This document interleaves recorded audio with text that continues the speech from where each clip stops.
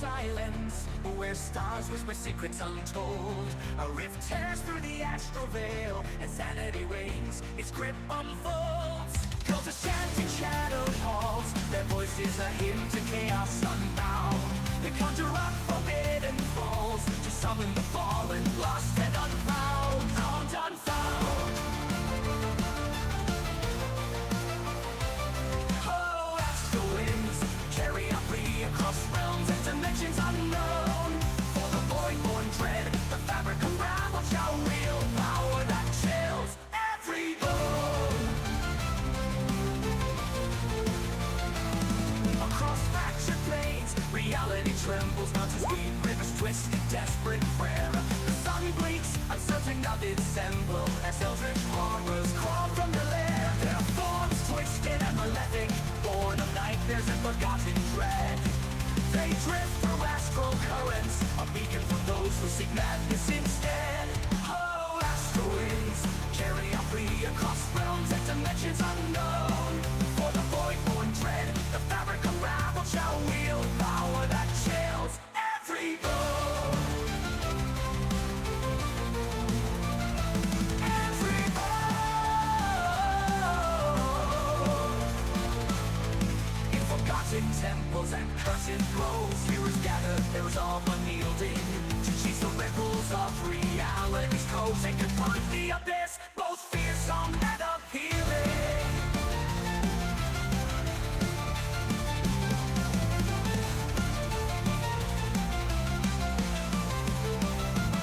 Oh, astral winds carry up free across realms and dimensions unknown.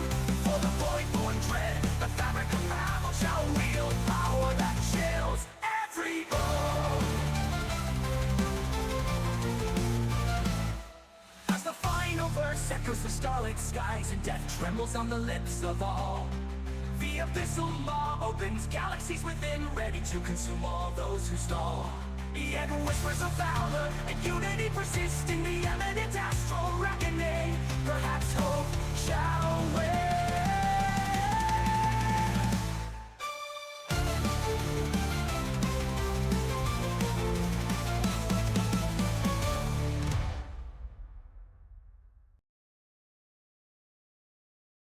All right, hello to everybody joining us tonight, and welcome to session number 37 of Echoes of the Fallen Ascendant. I pushed for the intro scene to happen a few minutes before I would normally, because everybody was logged in and had cameras on, and I was like, this isn't normal. Okay, let's get started. So, on that note, okay, let's get started. We'll see you all at the end.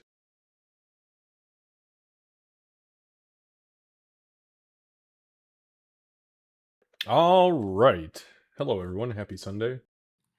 Hello. Good evening.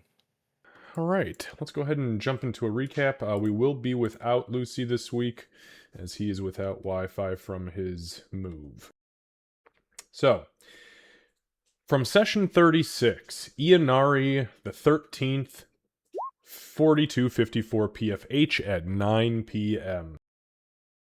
The group fought bravely and slaughtered the oozes with the help of Pain's spiritual guardians. Honestly, it was kind of an MVP situation, but we'll leave that alone. After combat ended, the door opened. Lyra was released from her paralysis, Canis found a chest, and Amelia took her leave again. The remainder of the group entered the infernal archives and opened the chest, claiming the treasure that lay inside. Afterwards, they cautiously made their way into the first room, the Hall of Signatures. After some guesswork and a well-placed investigation check, they unlocked a word puzzle, offered up a truth to the door, and it opened for each one of them in turn. Another hallway, and another door later, and the group found themselves in front of three devilish creatures bound between two tables. They asked a series of questions, and all went well until Lyra attempted to play a game of semantics regarding the truth and was punished for each of her lies. Eventually, they were satisfied and opened the doors leading north and to the east. The group went north first, into a room with statues. Lyra and Canis accidentally stepped into the center platform, and a horrid vision flooded their minds. Thankfully, their will was strong enough to prevent the magic from sapping their strength, and actually, Lyra was strong enough to take some of it with her. For the better. After determining that that was a terrible idea, they headed east. When they reached the crossroads, they went south first to an oddly placed dead end, and then north to another door and went inside, where a massive creature with quills for hands and wasp-like parchment wings stood, waiting, watching. After a brief discussion, they headed south through a double archway and into the ledger room, where the massive, infernal ledger sat on a stone altar with a fancy red quill next to it. The group backed the hell out of there and allowed Lyra to perform her comprehend languages incantation before heading back in. Once there, she began poring through the tome, seeing things no outsider was ever intended to see. Once she'd reached the end of the tome, she took the information, and in a very hasty fashion, the group fled east through the portal in the room adjacent to the infernal archive, or to the ledger room, leaving everything else untouched, though it did seem Pain was rather tempted. Once they reached the surface, the city was in a state of heightened alarm. Bells rang throughout. The groups of guardians, let me back that up. And groups of guardsmen ran by. Archers appeared on rooftops. Lyra took a moment and sent a sending spell to Amelia. This is quoted verbatim, by the way. I went back and listened. Lyra, we did what we had to do. Your friend should be free. Why is this place going crazy? Amelia responds, I am at the ship with Alara. We will meet you here. We are safe. No one got hurt. As the spell faded, Lyra told the rest of the group what she said, clearly irritated and now panicked. In a foreign city, alight with alarm, the group had a choice to make. So, got some hella XP for last session, let me fucking tell you. Could have been a lot more, but you guys bypassed like 3/4 of the cool shit I had set up in that place. I get it. But I was really sad. It's okay though. Roleplay, 200, pretty standard. Skill checks, on the other hand. This comes because during last week, I was working with Kat and Amelia off-screen, and all of that off-screen stuff was happening while you guys were doing your stuff down in the Infernal Archives. So because of that, and all of Lyra's investigatory work that took place passively for the tome, 525 XP in skill checks alone. The combat, by the way, was only supposed to be 440, but because each split ooze counted as a new monster, it ended at 770. So you guys all got 1,495 XP. That's already been added to Lucy's. Sorry. Yeah, 1495. I helped so much in that fight. Only you could have held that key just right. You did perfect. All right. And just in case Lucy is here or is watching after the fact, your XP did get added already. All right, session 37, Ianari the 14th, 4254 PFH, 3:15 a.m. I want you to know I had that exactly right, and I'm very proud of myself. What? The time? The time. I had it written down. I put 3:15 a.m. ? Yep. Okay. Anybody have any questions for me before I dive into this? Just kind of to clarify about the arrows as well. I think I shot 6 arrows. Oh, did you? Together. I think they all hit, so I think they probably all disappeared. Yeah, they'd all be gone then. Yeah. I thought you only shot 3 for some reason, but if it was all 6, I appreciate the integrity. I shot 2 per round because I have Oh, level right. 5, You're. so Yeah. I forgot. You're right. You are absolutely right about that. Yeah. If Oh, you I want to took go I ahead. took full advantage of that second attack. Oh, hell yeah. As you should. Especially since the arrow didn't cause it to split. Right. I think you even critted. Didn't you crit on one of those? I think so. I think it was the first shot. No, Maybe I don't know. no, I don't know. no, I don't. No, I don't think I did. All right. Yeah, because that would have been extra damage if I did because of the orcish thing. Oh, But right, no, right. no. Yeah, good call. Okay. So, 3:15 a.m. Amelia, I'll be with you shortly. The rest of you, you've just stepped out into the city. Lyra looks up to you, tells you this message, and alarm bells. I'm going to play this quietly, but passively and continuously. So, there are alarm bells going off. Groups of people are running to and fro. As you guys glance up and around, you see literally just like hovels and rooftops, there are archers climbing ladders or already stationed on rooftops. As you look kind of like up and into the sky, you see the occasional like humanoid entity floating through the sky, kind of running circles, like maybe even patrolling. Are there I people think- nearby us, or are they Uh, all there's steering clear of the tower for the most part? no, there's a handful of people nearby. I wouldn't say like within arm's reach, but probably within 50 meters or so. I think the last thing that was said, Dench had said we need to run. Mm-hmm. Yeah. So Lyra would. So initially, Lyra's like, "Yeah, no, wait, no, stop, no. Okay, I know things now. Oh gods, I know so much now. We can't run. Everything's locked down. If we run, we die, and if we die, we don't leave here."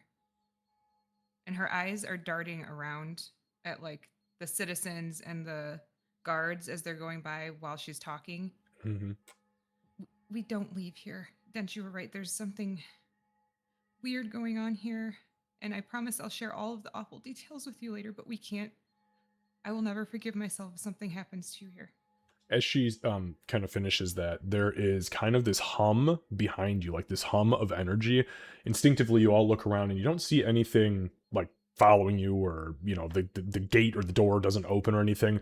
But you see these kind of like these little threads of blue magic kind of rise up from the base of the spire and shoot straight up to the top like an elevator. And as your eyes kind of follow it, there's this burst, kind of like this air burst of icy energy that emanates from the top of the spire. And this dome of glittering blue ash begins to rain down around the city. Again, it's almost like in a dome shape. Initially, it begins to land further away from you guys initially, like the outward ash touches down first, and it comes down quickly, but softly. In the distance, you see very, very few, but a handful of these small blue flashes, like almost like arcane flashes. As it reaches you guys, the ash, like when it touches you, your armor slightly illuminates where it touched, or your hair or whatever it touches, but doesn't seem to really do a whole lot. It just kind of fades and goes away. No ill effect, doesn't smell like anything, doesn't give you a rush of energy. However, as it kind of drifts past you guys into the shortest of your companions, a bit of the ash touches Canis's fur. And as it does so, Lyra, your hand begins to ignite, and the sigil goes into full astral bloom. As it does so, you guys see Canis's form completely eliminate translucent blue. It wavers for a moment, and he begins to fade. And the last thing you hear him say is, "Ah, well, shit. This again?" Yeah, when he starts disappearing, Lyra would go, "No, Canis, please don't. I need you." And then when he's gone, oh okay. Well, he's in your hand though, I think, right? I mean, I think you're- I'd be more concerned if it didn't hurt right now. I don't know. I don't know. Just to be clear, the sigil does die down once he vanishes. But it felt the same as the first time. It does, yeah. Okay. She's Alright, she's shaking, like whole body shaking. Her eyes keep darting around the civilians. fine. We can't run, but we can't stay out here in the open. Let's find a place to hunker for a moment. Let's find that tiefling. The guy with the key. He might know of more tunnels that lead out of town. Oh, He yeah. he might be able to get us out of town. It's either him or my only other thought was we still have the information that Krivak wanted. We might be able to trade it for something else, but he might blame us for Whatever's going on here. Yeah. He would definitely, in my opinion, blame us for whatever Amelia did. Well, we owe the tiefling money anyway, so Yes, Right. and he's Let's one go. to hold a grudge, I believe. Yeah, let's go see the tiefling. And actually, as Dench starts to make his way towards the tiefling, we're at the yellow circle, right? Correct. I guess as he's starting to make his way towards the tiefling district, he'll try to like grab somebody, like a random passerby on the arms, like, "What's happening? What's going on?" So, okay. So we'll say that you like somebody kind of goes like jostling past you, looking around, say like a middle-aged human man, but pretty rough around the edges, missing a few teeth. He kind of looks at you and he goes, "What? The Bell's fucking slave escaped." we're not from here. Oh, well then fuck off! And he kind of pushes past you guys and starts moving. Thank you, sir. Let's not tell anybody else that we're not from here. It's probably pretty obvious, but we don't need to point it out, I think. What harm does it do? Well, he'll tell us to fuck off again, and I think they'll tell us that even if we are from here, but that's fine. Well, if my concern is they already know a slave's escaped. They already know who that slave is, and they already know who's looking for that slave. So I think we're probably already pretty fucked. well, So to the tiefling, correct? yeah, Yeah. Okay, let me drag you guys over there. And he said to meet him at the where we went in, correct? Or should we assume he went back to his house? If that's out of my memory, I'm not exactly sure. I feel like I remember him just saying meet us back at his house, but I don't Oh, exactly okay. remember. I Well, think we Yeah, can Well, I try here, wouldn't and push the point. yeah, if he's not here, then he's not here. We could fuck off, probably. Okay. She'd like raise her hand and she's shaking. Knock, knock, knock. I, Okay, so you knock. Yeah. There is a pause, and a woman opens the door, the same woman from before that you recognize. Kind of like looking past her, you do see Zarzek sitting in the chair kind of in the back room. In the back of the room, excuse me.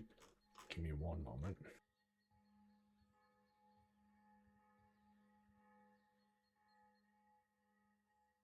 Just as a reminder. Okay. So she kind of looks you up and down, and she turns around. Oh, yeah, that's right. None of you guys speak Infernal, huh? So you guys turn around. Actually, Lyra, you still have Comprehend Languages up, don't I you? do, It yeah. lasts an hour. It does. Okay. So you would understand the literal meaning. Master, it's those people from the tunnels. He kind of nods. Perfect. See them in. She kind of takes a few steps back and bows and kind of gestures inward.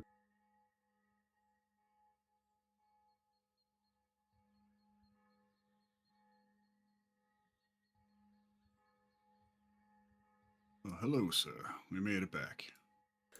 When you guys come back, and just FYI, she does close the door. And then she kind of tucks herself back in the corner again where she usually is. So you guys come in. He's kind of sitting there. Well, with all the excitement happening around here, I honestly didn't anticipate seeing any of you. well, we needed to pay you your 50 gold for the key, correct? By the way, Amelia's not in here. I'm just putting her in here just in case she can't see through the walls and stuff. Personally, I would much rather fuck off, but looks like the city's on lockdown, so that's not really an option. Well, you can say that again. Everything went swimmingly then, I suppose. You said you owed me 50, which tells me there was no luck with my quill, eh? It was not something we were ready to take on. Risk versus reward was not lining up. But I have this key that I would sell you for like 75 gold. So if we owe you 50, I could give it to you for 25. His face does not even budge as he stares you down. I'll be taking my fucking key now. And the Lyra's 50 hand was- gold I'm owed. Lyra's hand was already going into the pouch as Payne was talking. I'm gonna take the 50 out of our gold, guys. Dench was very confused about what Payne was talking about. You didn't say we had to bring the key back. You're very lucky I remembered to take it out of the door. Payne, just Oh, okay. here's your gold. Here. He Well, he takes There's the key then to whatever. he takes the key, takes the gold. This whole time,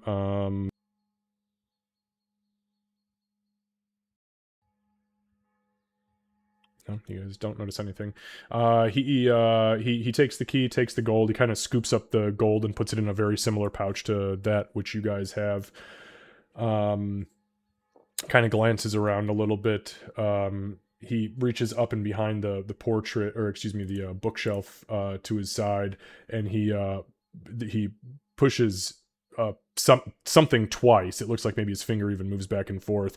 Little latch slides down, and he puts the satchel inside, and then pushes a couple more buttons. Well, then I suppose our business is concluded. You wouldn't happen to. How long does it take for these lockdowns to let up? Depends on how long it takes them to find the slave. We have business we need to tend to elsewhere. Do you know of any way out of the city that doesn't involve the gates? Of course I do. How much would it cost? Nothing. Because I'm not going to give you that information. Especially after you came here and tried to resell me my key and ask to make profit off of it. Fuck you. Our business is Payne- concluded. Payne will laugh, but yeah. Well, thank you. But in our defense, that was not our group decision, Payne. Oh yeah, that was kind of me. Yeah, He puts a giving finger you a up. hard time because I knew you were that kind of guy.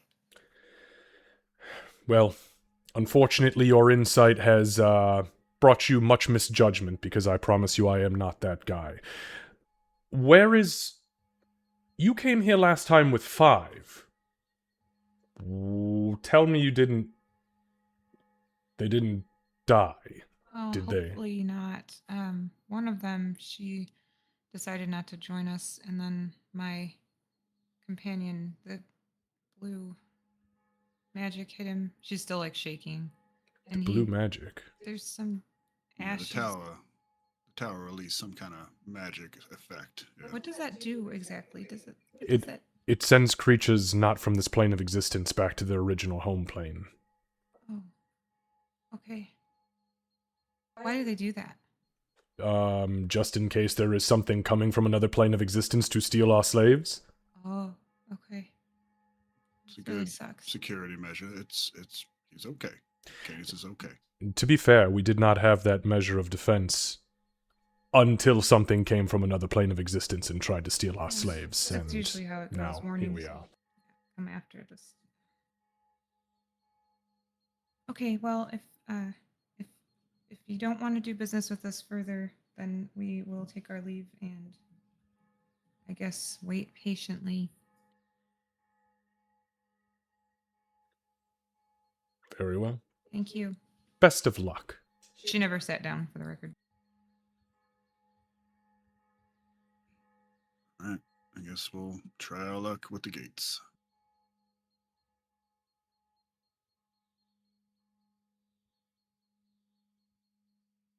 So Zarzek, he gets up and he kind of, as he begins to follow behind you guys, you step out into the street and you would see that there is. She gets that door, by the way. But you step out into the streets and there is in the center of the road 2 columns of fully armed orcs and a warg in between them. Zarzek walks to the door and leans out. Right on time. Good luck. Looks down at Payne, wink, and then closes his doors. Thank you. All right. So the as you guys step out, the 2 orcs next to the warg, they've kind of got it on chains. The one, he's got a big fucking stone mallet. He puts his hand up and he looks at you. Squints. Yeah, it's them. We take them. The other one puts a hand up, squints again. It looks like they're actually having a tough time seeing you guys. But he kind of blinks a few times heavy. Yeah, that's them. You're gonna have to come with us. The master demands it. That was going to be my next choice anyway, Dash. Seems to make the most sense. All right, let's go. Lyra will put both of her hands up, and again, still shaking. Just to be clear, they have not taken you captive. They didn't take your weapons. You're I know. not clasped in chains. Okay. Mhm. She's just like, All right. So the column kind of spins. Not as fancy as that. They are "That's not. really cool." Listen, these orcs are not very good at drill and ceremony. Okay. Yeah, this is the DNC squad. This is what this is what Krivak's all about. Okay, so you guys begin to march back through the city. The interesting thing is they do not take you through, like, the heart of the city. They take you up and through, like, northern back alleys, staying way the fuck out of the center of the actual city.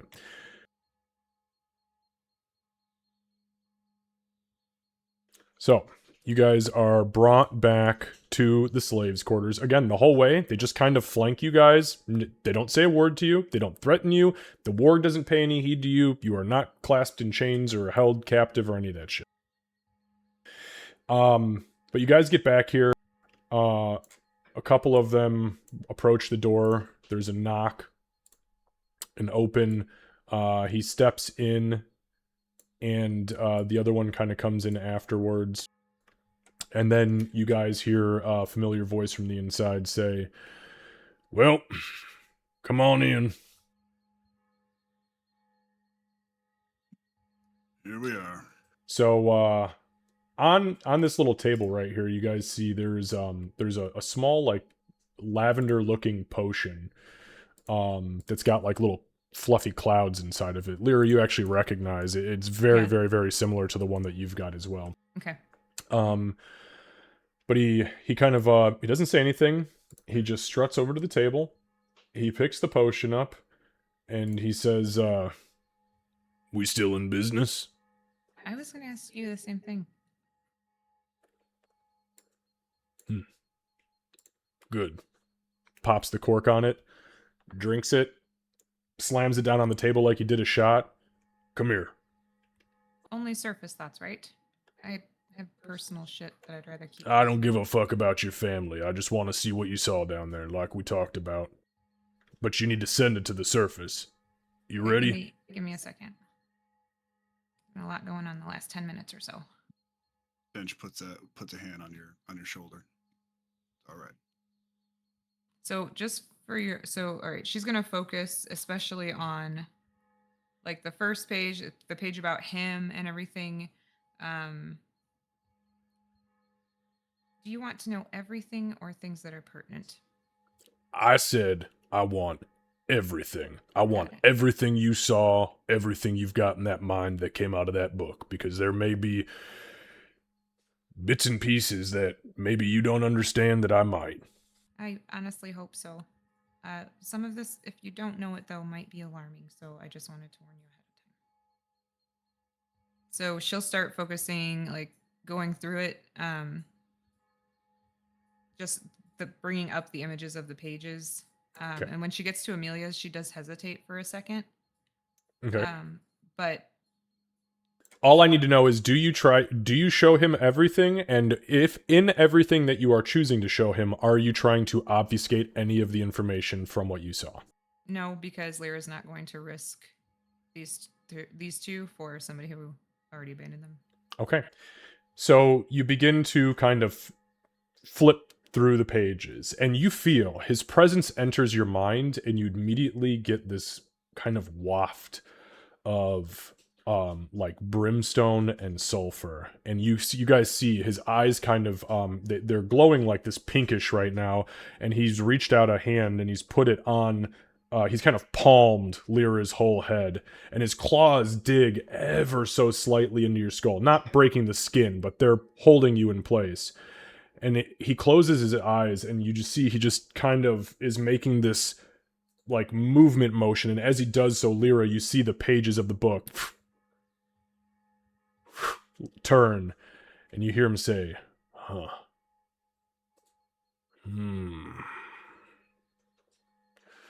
All right.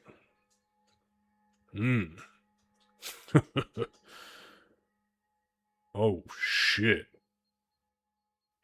And he kind of lets his claws loose. And he kind of cracks Can we his... please talk about what the fuck was in that book? Because we still don't know. Just there's yes, but some of it can't be right now. Just trust Okay, me. sorry. Okay, all right. That's just the way everybody's reacting to this is really... Sorry to interrupt. Go ahead. You see he kind of, at this point, he kind of like walks around you guys, almost like he's going towards the door, but, whoops, I'll let you actually stay there. Jesus, that was a big orc model. What the fuck? I'm grabbing Pain by the shoulder, but he stops and he kind of like walks up here and he says, "So, the ledger exists. The names are real and the contracts are exactly where I thought they'd be, except for that one near the end. That one took me by surprise." Me too. So, he stops and listens to the bells. Approximately 4 hours ago, a slave escaped this city.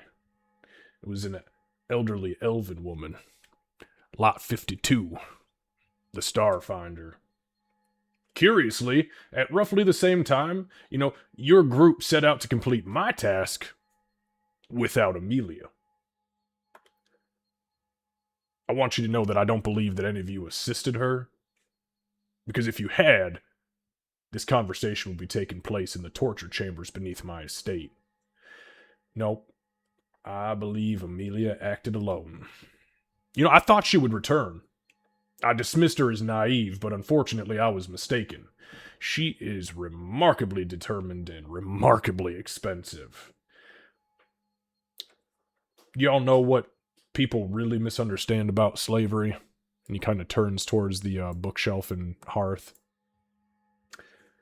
They think that the chains are the investment. But they're not. The investment is the years. Food, medicine, labor, records, contracts, protection. And he turns and points at the orcs. A slave is not a pair of shackles. A slave is an account. And today, Amelia emptied one of mine. Now, I could demand compensation or imprison you. I could inform the city that the companions of the fugitive remain within these walls.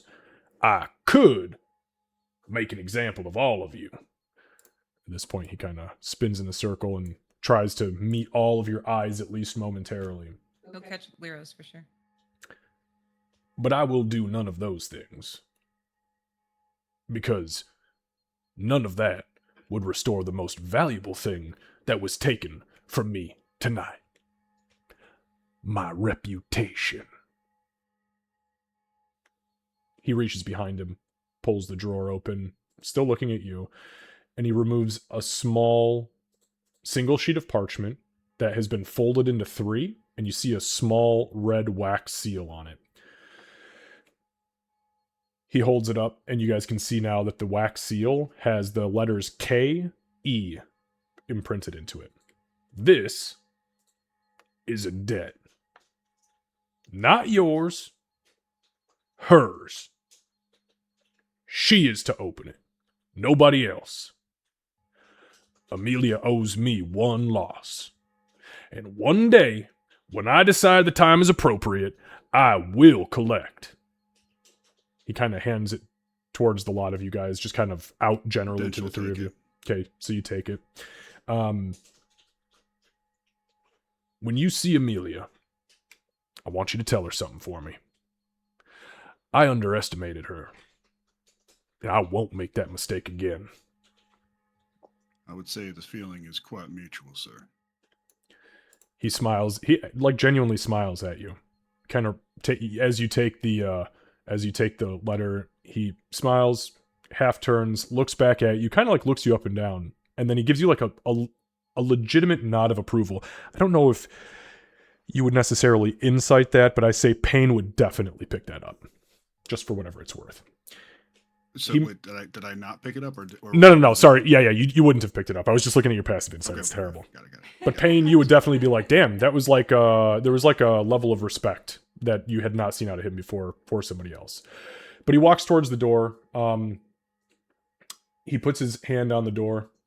And then he looks at you all again. Our agreement is fulfilled. You're free to leave Ankhamir. But understand something. The prime material and even the cosmos, all things considered, are very small. And debts have an extraordinary habit of finding those who owe them. Twists the doorknob, lets go suddenly. Oh, and one more thing. Being that the city is currently locked up tight, you'll need a way out. I'm Yeah, that's assuming... what I was going to ask.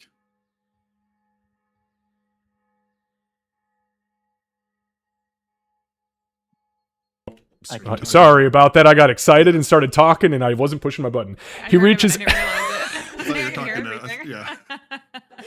I know more. Yeah, she knows more as he comes and says, "Look, it's behind your ear." No. So he reaches into his pocket and he pulls out a small gold coin. It doesn't look like a gold piece. It's a little bit bigger than that, and it's more token-like. He says, "Go to the eastern gate and give this to the lieutenant on duty." And he, again, hands it out to the three of you. I guess then she'll take it again. Okay. He turns towards Dunch and puts it in your palm. And tell him that Grizhniak sends his regards. Grizhniak. Yes, sir. He kind of grabs the door handle again, pops it open all the way. Good evening. I know I said it last time, but again, thank you for being so decent. There wasn't no decency, sweetheart. We had a deal, a contract, arranged by individuals of like minds. You upheld your end, I upheld mine. Yeah, just apparently for some people, it doesn't mean shit. She kind of stomps toward the door.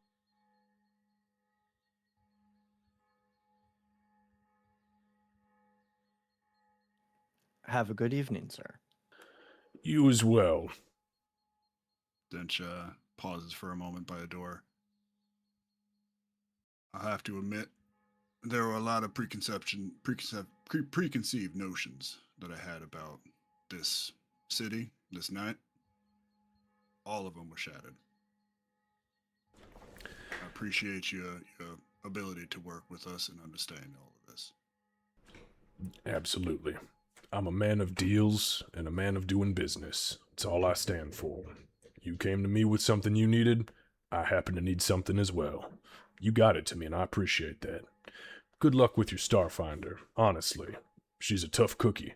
She got herself into some deep shit with this one for sure, but make sure she gets my letter. It'll explain everything in more detail. I'll see to it. So as you go to step out, he puts his hand on your shoulder, like he literally puts his hand on your shoulder, and he kind of like whispers, "Do not open that letter." On my honor. Pats you once. All right. The door closes behind you guys. The orcs outside, as soon as you step out, like it's nothing, they all just begin to kind of mill about and go back to business. None of them pay you any heed. Well, When that went is really well. Let's get out of yeah? here. When is a good time to learn more about that book? I'm sorry, now is not the time. Now is not the time. Let's go. Every time you ask, she starts to tear up. I'm sorry. A Now is little not the bit. time. I know. All right, let's go. Let's go. Let's get the fuck I out of here. promise that I will. I I know. promise I'll I know. tell you. I know you will. I know you will. Eastgate, correct, Lieutenant?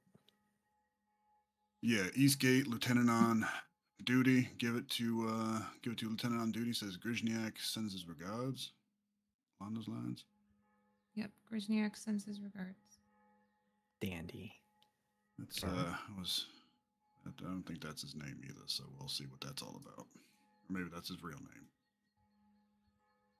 Fucking hell. Let's get that hell out of Hopefully, here. it's not gonna set somebody else off. Right. Oh, that would be the ultimate fucking. Just kidding. I am If it's the mad. name of some other fucking.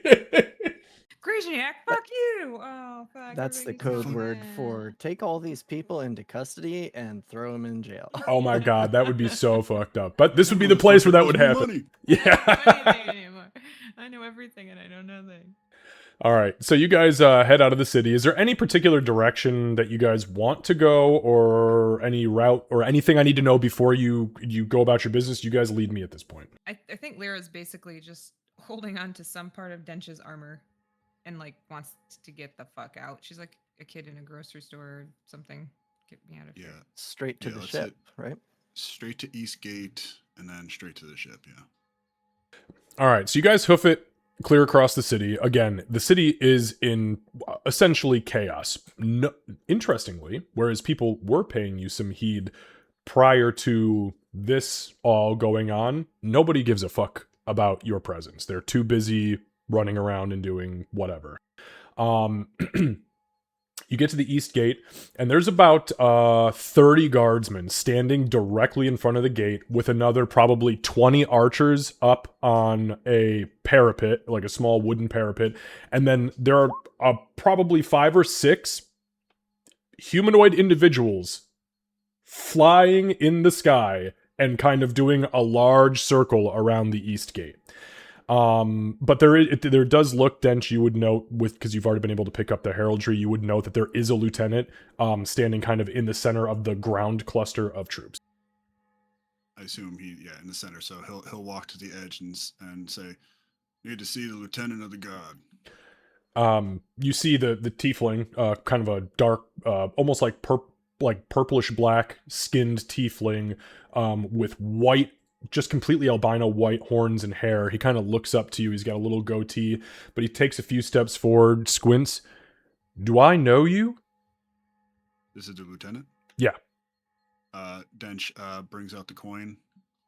He Hands kind it. of he takes it and kind of looks at it. You see his eyes start to go wide, but then he looks up at you.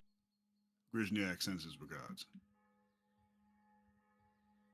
Kind of looks. You see at this point a couple of the not the lower enlisted guys, but like a couple of the NCOs, a couple of the sergeants. You see their eyes kind of go wide and look at each other.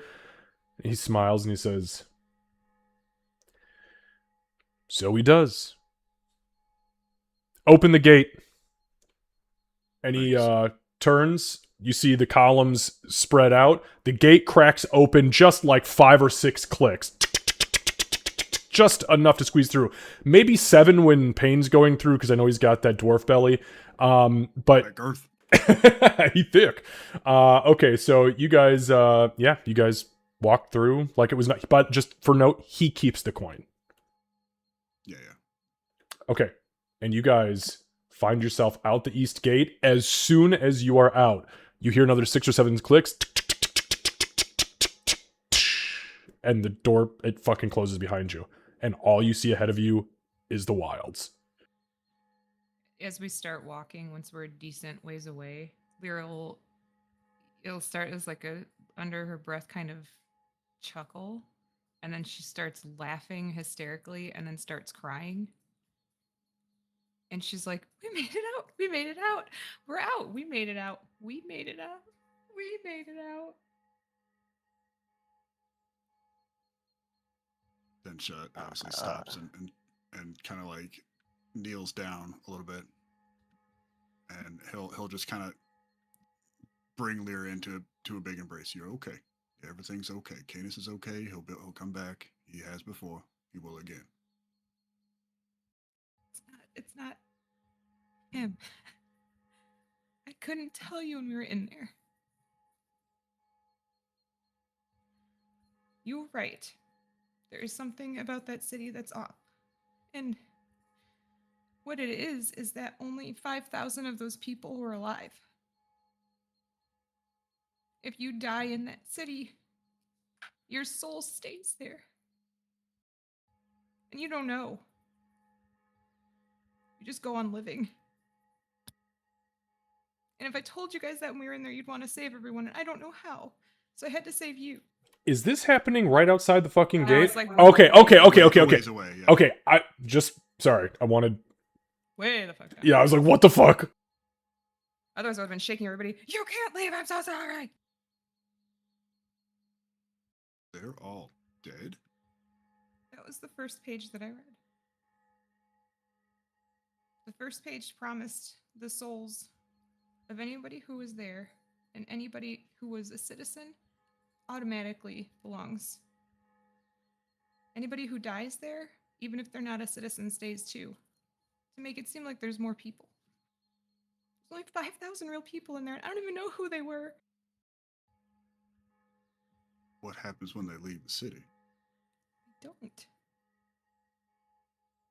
They just can't, or they just die again? They for real? can't.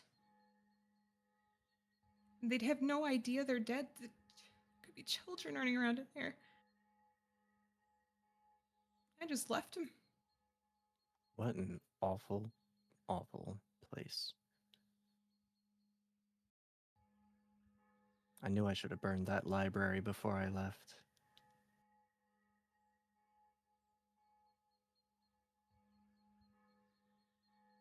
But we can't save them. And we needed to have the people who had the knowledge and the ability get out in order for there to be a Well. chance. But Amelia almost fucking got us stuck in there. She didn't do it on purpose. She's stupid. She was raised by simple people, and she's simple, and she doesn't know how to think for herself. That's not her fault.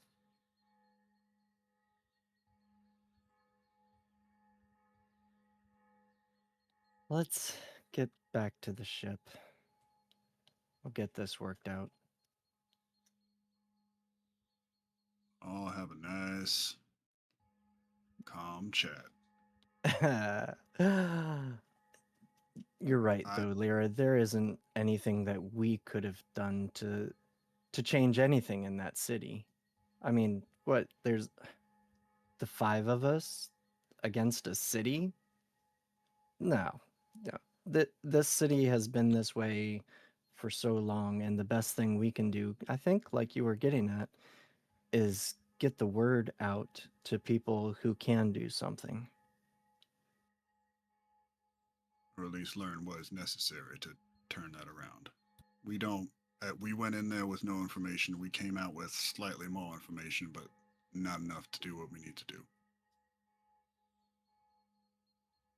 I almost didn't tell you guys about that, but I think that it would be wrong if I kept it to myself, and it wouldn't be. It would be just as bad as Amelia, you know? I can't keep you ignorant to try to protect you, which is what they did to her. She's been a pawn. She's playing right into it. There's more we can talk about when we're with her. Let's just get there. Okay. So for your guys' sake, we're gonna, sake of brevity, as you're walking and now with this kind of newfound knowledge, even for those of you who are a little bit lesser of the intellectually talented, it dawns Big on dumb you. dummies. Yeah, it dawns on you three that you have now landed near this city, been in it, and been out. And you haven't seen anybody on this road. For a city that appears as big as it was, there is no one outside. When those guards let you out and close the gate, there was nobody patrolling the exterior walls. No one. And like the road in is probably like what, like disheveled and kind of underused, or It is definitely disheveled. It's overgrown. There are cart tracks on it, and there are hoof prints on it and stuff like that. Especially like as you start to get into like the greener area. But you know that somebody does leave the city eventually. Otherwise, people like Alara would never have been captured. But it looks to you like it's very, very far and few between. so like more small town traffic than big city traffic. 100%. Yep. Okay, so another 2 hours go by. It is now, let's see, 3, 4, 5, 6. It is almost 6 o'clock in the morning. You guys are fucking exhausted. Actually, why don't all three of you give me a constitution saving throw? Amelia, have you been up this whole time? Yeah, Okay. and I just responded Oh, got it. as well. Okay. That's not the best. Oh well. Is anybody else's dice flying off of their screen? No. Mine don't stay on the screen anymore. I mean, I they wanna go back bounce, to hit the wall, and disappear. No, they don't hit the wall. They just keep on going. Oh, They roll right off. Okay, got it. I got that, Amelia. And that's all perfectly fine. Give me a constitution saving throw, though. What the fuck, Dench? I don't know what happened. All right, so I'm Dench, sleepy. yeah, Dench and Lyra, you both suffer 1 level of exhaustion. However, Amelia, you are a fucking champ at this point. You're still probably running on adrenaline, honestly, all the way back at the ship, just sitting and shaking. Payne, this ain't your first fucking rodeo. So you show back up at the ship, and Amelia, I would assume like after a while, you probably get to the top deck, you're looking at the stars, watching them, and you go, oh shit, it's almost dawn. Like the sun is literally coming up and over the ocean, and in the distance, from the west, you see 3 small specks walking towards you. Knowing that is the ship's at least hovering, right? It is not hovering. Nope, it is on the ground. Okay. It's dawn. He's probably asleep at the moment. I'm going to go and see if Dorian's awake. Okay. Yeah, so you go downstairs and Dorian is actually at the helm. But he is fucking passed out into his beard. He's like full on like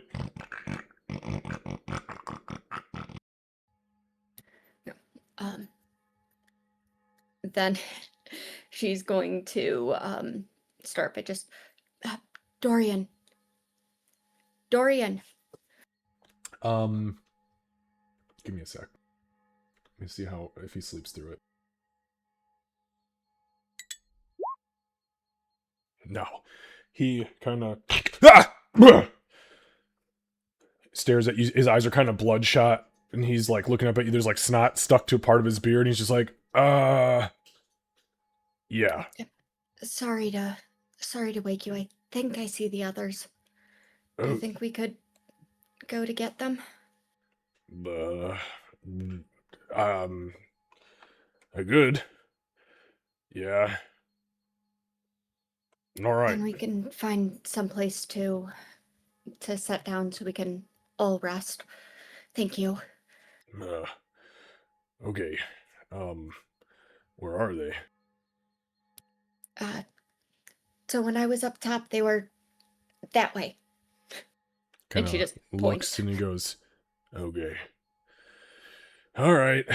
Kind of puts his hands out, touches the 4 orbs, and then you see he kind of like he reaches up into the center of the helm, and it's almost like he tries to pull a thread up, and you don't see anything. And he plucks it from the helm to the center orb and sits down. Here we go.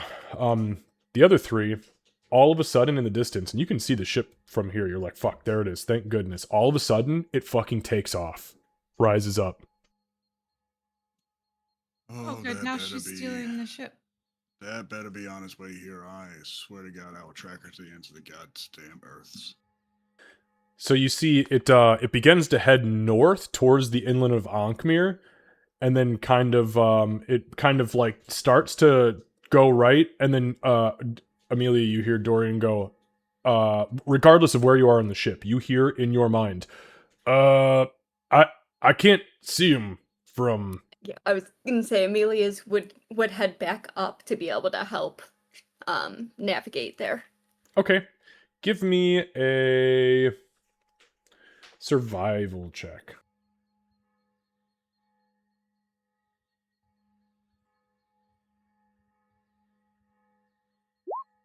Okay, so This adrenaline's been doing her yeah, real good. so he hooks kind of hard right, and you guys are like fuck, and you're like, ooh, maybe, and then he kind of does a large circle around you guys, and you're like, okay, somebody might see us, and then you see up on the top deck, clear as day, fucking Amelia looking over, and finally he kind of starts to do these low circles around the three of you before finally coming to a full rest. He saved you guys all of a quarter mile. It was the least Amelia could do after, you know. All right, so this is your ship when it's landed on the ground. Faster. Payne, you're positive if you guys would have jogged, you would have gotten there quicker. But that's okay. When we Let Amelia help. When we first get on the ship and Lyra spots Amelia, there will be a split second where electricity jumps between her hands. And then she'll just look at Amelia. Your friend good? Amelia, first of all, notably is not wearing her holy symbol. But she looks tired, but also like kind of like a coiled spring, just all the energy. I think she will be. As soon as she hears that, she walks inside of the. She goes downstairs. She's not sticking around.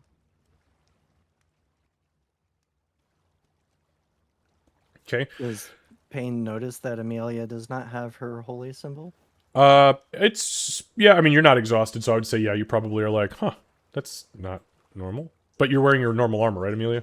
Everything else you Yeah, got on, you got your and kit. she Okay. still has the Celestian Got moon on her shield, just Right. doesn't have her usual pendant. I think as Payne was following Lyra down, he would, or if Amelia was going that way, he would definitely be like, where's your holy symbol go? Alara has it at the moment.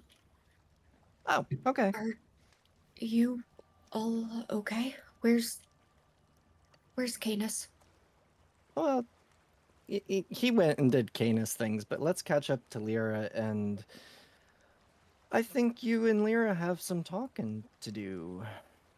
At this point, Dench is standing, looming over Amelia. He just stands there and stares down at her for a long, very I think- long, uncomfortable moment. Amelia takes like the kind of the half step backwards where there is absolutely nowhere to go, and then just takes a moment and just looks up at him too, obviously not understanding like is it anger? Like, is it visible anger or he has probably a very like neutral like expression to his face, but you can tell that his hands are balled up, and he goes down to reach towards his belt near where his axe is, hangs there for a moment, pulls out the letter, presses it against your chest, like forcefully, like pushes you back against a railing. Amelia, make an insight check.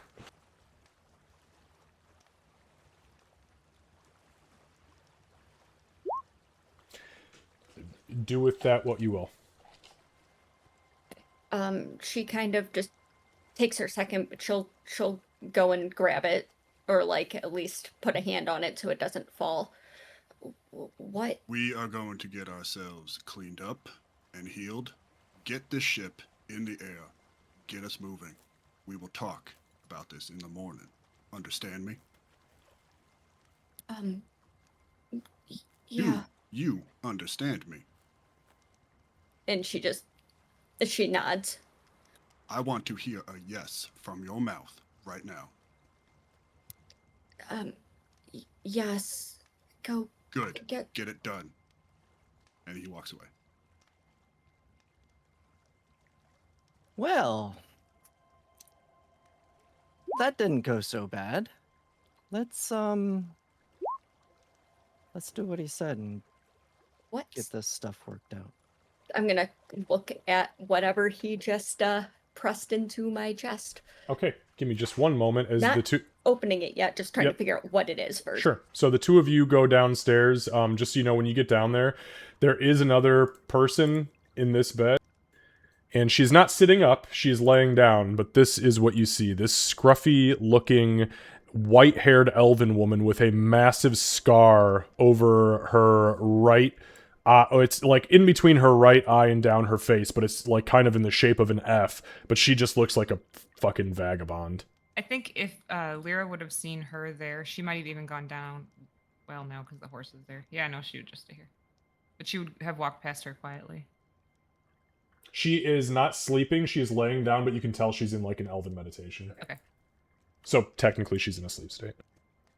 On the way down the stairs, Payne would give Amelia kind of a once over, make sure she's not like beat up, her arms broken, or anything like that. Just she's mostly good, or she's in Sure. beat up. Yeah, Payne, give me a medicine check.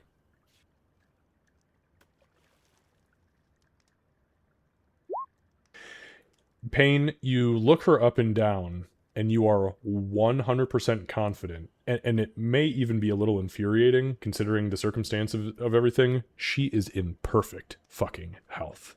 Tip-top shape. That he won't react to that. But as we get downstairs and we see Alara, he will go over. Oh, I guess she's probably sleeping. That's why she's Yeah. laying down. Okay, then he wouldn't bother her while she's sleeping. Okay. Yeah, and But- then you would have walked in on Lyra. She's sitting. Well, I would say her feet are dangling, but she's so short they're probably not. They're just sticking straight out. But she's got a book in her lap, and it's opened to empty pages, and she's just kind of staring down at the pages. She gets some sleep, Lyra. Yeah.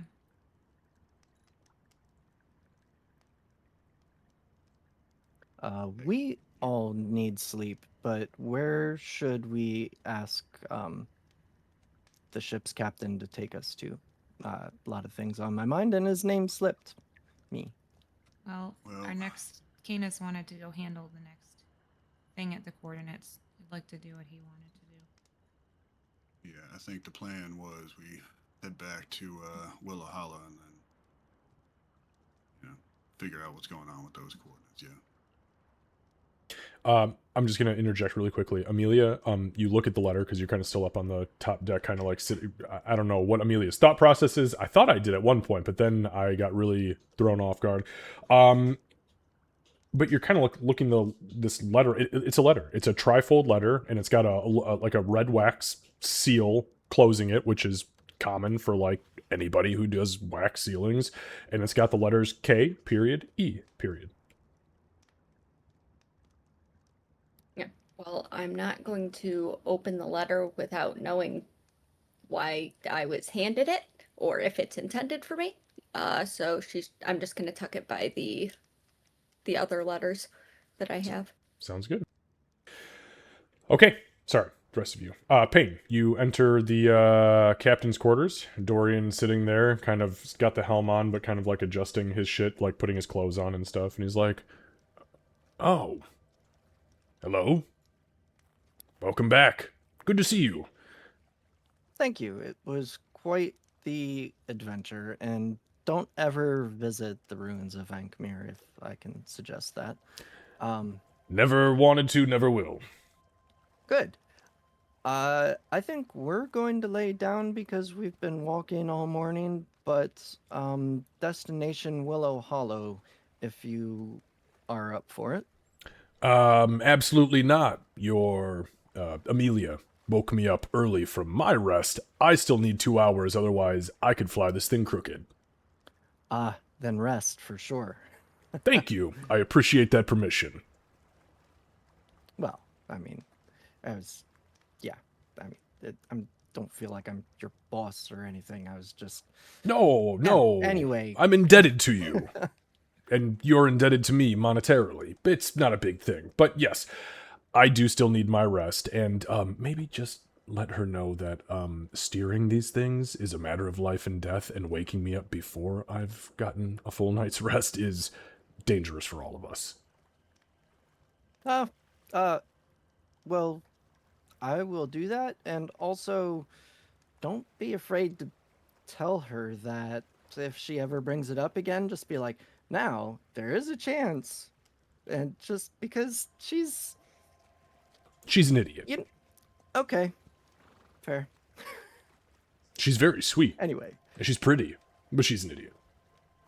yes. So, as much as we are paying you, it's definitely inform us because you know more than us than about this ship Of than we course, of do. course. So yeah, This is good training too for when somebody else in your crew takes over the helm. Full night's sleep equals steady flying. Now, if you don't mind me, I'm gonna get back to my beard, and I will take off in a couple hours. You say Willow Hollow? Willow Hollow was last I heard. Willow We'll Hollow head it that is. direction until the plans change. He kind of fluffs his beard back up, takes his shirt off, the one that he was putting back on, and he kind of props it up under his belly, the beard and the shirt, and he kind of just nestles his head. He keeps the helm on the whole time. Right. Well, bedtime then, I guess. And Payne will go back up to the bed area and just inform everybody. Hey, I told Dorian to finish his rest so that we don't have any chance of crashing because he's too tired or something like that. Anyway, we should get some rest. I would imagine we'll be okay here. Do you think we need watch? Let I'll me go first take watch. I Well, you are very Amelia distracted. gets first watch. Let her know she's on first watch. Okay. You guys okay. I'm going to take watch with her. I feel fine. You guys get rest and we'll talk when we wake up in the late afternoon. Payne. Sorry. Yep. Thank you for organizing that with the pilot. I do appreciate it. Sorry, I'm very exhausted and very ruffled. Yeah, I could tell you. Yeah. It's a lot. It's a lot. We'll figure it out when we're rested. Good night, Get yourself guys. some rest too at some point. Just Oh wanted to say. yeah, after the first watch. Well, I'll get up and wake you guys up or something. All right. Okay. Kira hasn't looked up from her book.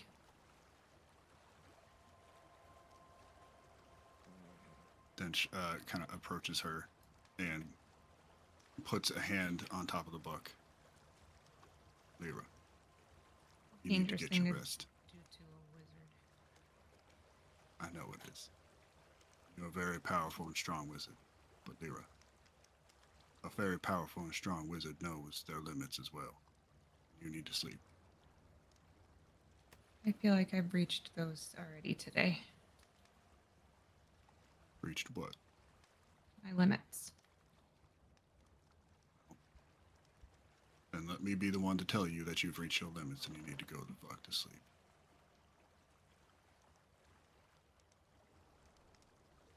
Everything will be here in the morning. Be okay. We're all okay. We're safe. We'll deal with all this crazy bullshit in the morning for now.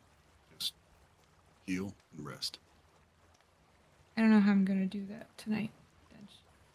He's gone right now, and I needed him right now. I know. You have to believe that he's going to be back.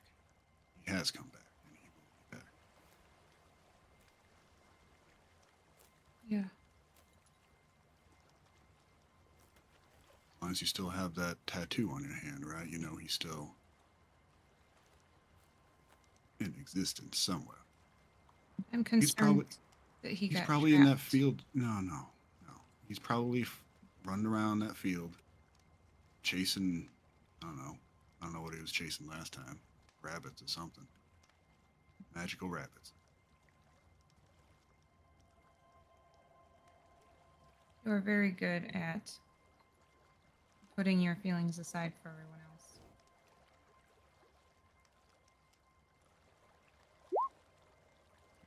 Just cramming them down until they explode later. Don't worry. No, I saw that once. I don't think we should go that route again. You can talk to me too.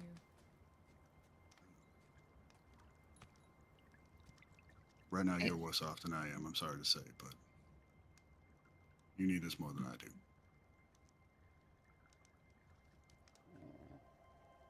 I didn't know if I was going to tell you what I saw when I stepped on that platform. It seems stupid. Especially because I know that that platform was intended to try to scare me or whoever stepped on it. And it's stupid because it's working.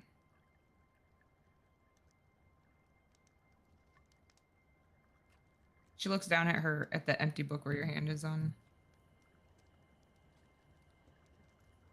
That thing was what could happen. Not what will, but what could, which is why it's stupid that it's bothering me. But I died worthless and alone. And it, I know that that's what devils do, but that fucked with me. Because I used to know exactly who I was meant to be, what I was made for. And all I ever wanted was to just be impactful. I wanted to write a spell or teach a class or be on the council. The woman in the corner begins to stir with all the talking. She'll lower her voice a little bit. Just seems small now. Well, think of the people you have helped so far.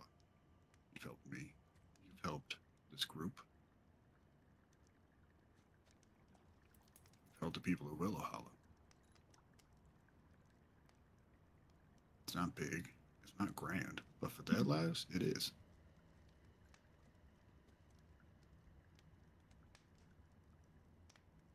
Yeah. And listen, for what it's worth, I spent my entire life thinking I would be one thing and ended up something completely different. Like it just doesn't, it never ends up the way you think it will.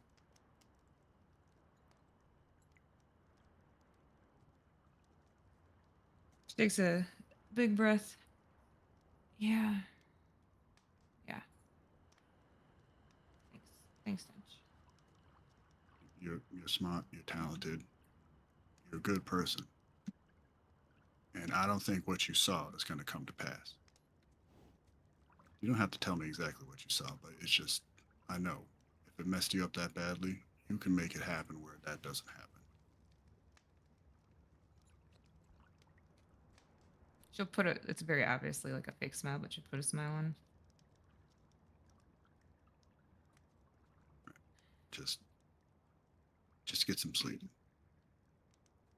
You too. Well, I'll be fast asleep before my head even hits the pillow. She'll like once you go to your bed, she'll roll over and hug her book. Since there's no penis. Okay, so you two bed down up to the main top with Amelia and Payne. Is there anything I need to know between you two? Payne would come up to the top deck and just, Amelia, we have the first watch. Canis and, yeah, Lyra and Dench are resting along with Dorian.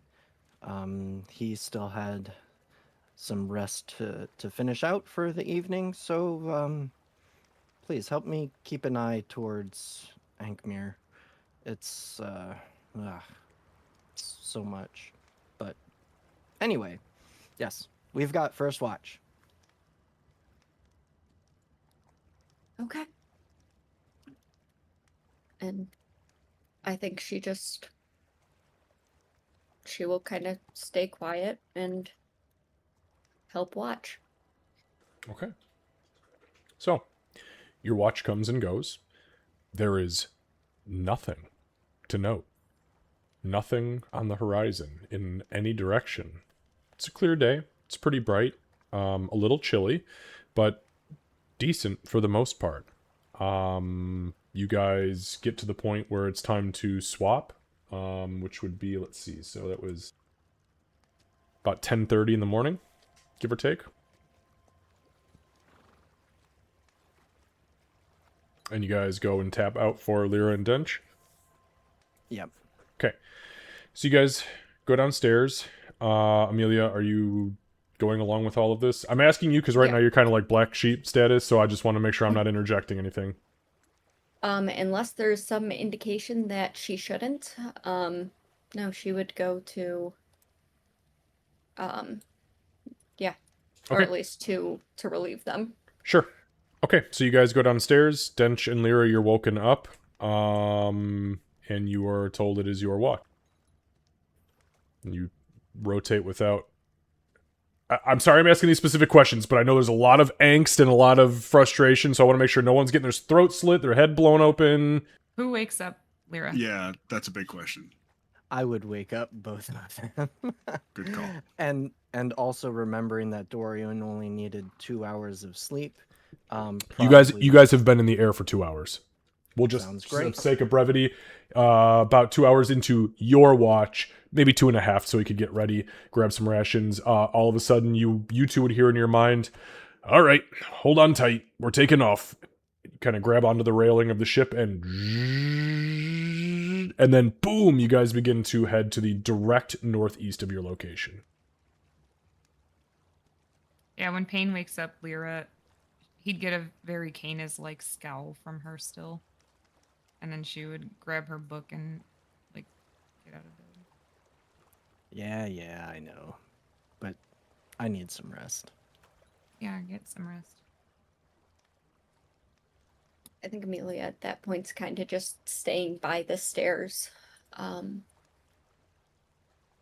then once they head up, she's gonna look over to see if Alara's up and moving at all. When you get down there, let's see, that would be... No, not yet. Yeah. She's sleeping in. Fair. Before Payne goes to bed down, because I'm assuming he's sleeping where the beds are showing. Yeah, where'd I leave myself? Oh, I'm on the top Up deck. top.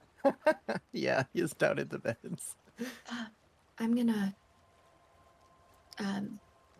go down by Asha. Oh, okay. Just, make sure you get some rest. It's gonna be a That's the plan. long rest of the day, I think. But rest. And she'll just nod, and as she heads towards the ladder, it's probably apparent that she's also fucking exhausted, just like Paige is. But she's going to, as I'm sure she's done elsewhere, she just kind of snags her bedroll and heads down. Okay.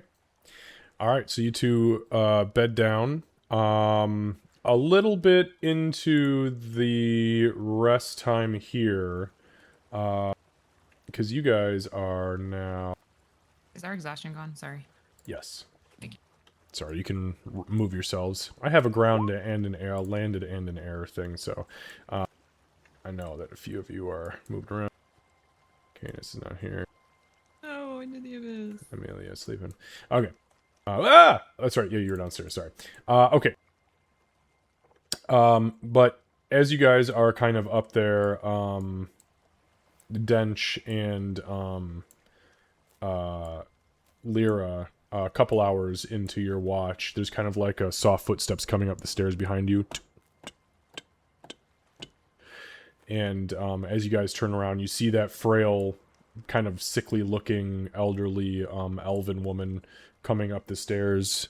She's kind of squinting out, and as she looks out and realizes she's airborne, she grabs onto the kind of the door frame and oh No, oh you're, God. you're okay. No, Oh. you're Did okay. she not warn you? It's safe. It's safe. Did she not warn me of why? That this flies into the air. I didn't Yeah. realize we were I've never flown. Well, this is the first time for everyone on this ship, really, except for the pilot. Yeah. She kind of reaches down and she grabs the holy symbol, which you guys recognize as Amelia's holy symbol. She kind of grabs onto it. Oh. Yeah, it's a little jarring when you come up to the top deck here first time. Yeah. I'm sorry. Thank you for having me aboard. Are you well? Are you okay? Have you eaten? Bits and pieces, but I'm okay. She kind of like looks down at her wrists, and you guys can see there are shackle marks, and obviously she got the big scar, but she looks at the shackle marks and she says, I'm unbound, and that is better than I was a couple of days ago, so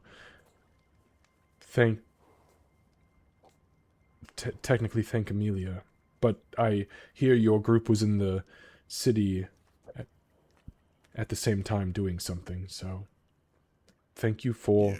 stopping. That's a much bigger conversation, but I'm glad to see that you're safe. Thank you. I'm High Priestess. She kind of stops and thinks, I don't know if I hold that title anymore, to be honest with you. I don't know how much it's worth at this point. What do you mean?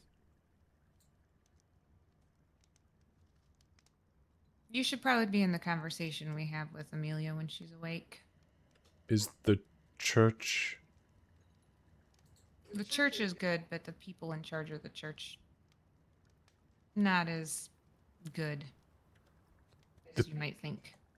The, Well, we don't. the we don't Archbishop know. is compromised? I We thought don't it know. was just Brother Mail. Nah, Brother Mail. Yeah, We don't starts know there. the details specifically. We know but, some of the details. Yeah. Well, I have a hunch or two myself. I haven't had a chance to actually talk to Amelia about it, but it's something we need to discuss because I've pertinent information about that low-life cretin. Forgive me, Father. Well, maybe this is more of a conversation for the rest of the group. But how did you find yourself there? No. I was captured by slavers. I was reassigned to Willow Hollow, and on the way to Willow Hollow, I was captured. That's really all there was to it. Were there more people in your group, or were you the only one who was taken? I was the only one who was sent away, and Traveling alone. my pilgrimage sent me straight north. It was supposed to be something of an easy move. Now, my dismissal from the Temple of Celestian in Holden Glen, that's a different story. That was a little bit more suspicious. Which... I think that's part of the conversation we should all be having as a group. Yeah. Sorry, I didn't mean to interrupt you, but I wanted to make sure that we're all, on No. the same page. When we're No, all no, awake. it's fine. You keep your information to yourself. I will keep mine to myself. And she starts to turn towards the stairs. My Oh, apologies. no, I no, will. No, I'm You sorry. can stay here. No. I'm sorry. I didn't mean to say it like that. I'm just saying, like, we all just need to know all the same things at the same time. That's all I'm saying. I don't want to keep anything from you, and I hope you don't keep anything from us. It's just we just want to all be at the same page at the same time. Is all. We've been lacking that a little bit of late. I understand. I want you to know that I challenged Amelia quite strongly when it came to me and her attempting to flee the city. for what it's worth. Did she tell you that we were trying to do something to free you? Did she mention that at any point? In a roundabout way. I know that doesn't make that conversation any easier, because it means she was conscious of the choice she made, but take a little bit of mercy on her. She was a simple child. Very matter of fact, very black and white, which is why I think she failed in the theological sense of the church, but has superseded that with the divine calling to championship. Lyra fights herself to not roll her eyes. That thought occurred to me. How big of an influence of her teachings were you? As far as I'm aware, I was the only influence to her teachings. Okay. She puts her hand up. No, that is not correct. Her mother was a very devout woman. Celestian rest her soul. But as far as the actual theological mentorship, that rested on my shoulders. How about just the second half of that word as far as logical? Did she have any training in logic at all at any point in her life? Can one be trained in logic? Is that not something that simply comes innately or is abandoned at birth? It Kind has of to get assume the same. nudged. It has to get nudged a little. If all of us can have some logic and some of us can't. And I really do think she's one of those. However, if somebody can explain the concept of logic to you, it makes it easier to apply it. And so I'm just wondering if the concept of logic is something that was taught. I realize she was raised by simple people. I just want to make sure I'm not giving her too much credit. No, hold on. She kind of stops and looks at you, puts her hands on her chest. She was not raised by simple people. I said she was a simple child, raised by the people around her. We don't have much in Holden Glen, ma'am, but we do have a very faith-based, tight-knit community that protects our own, which is why she flew halfway across the continent to save me. That's what I was needing to know. Thank you. If you'll excuse me. She turns around and walks back down the stairs. Lyra, it's not her fault. I know. I understand that. I am trying.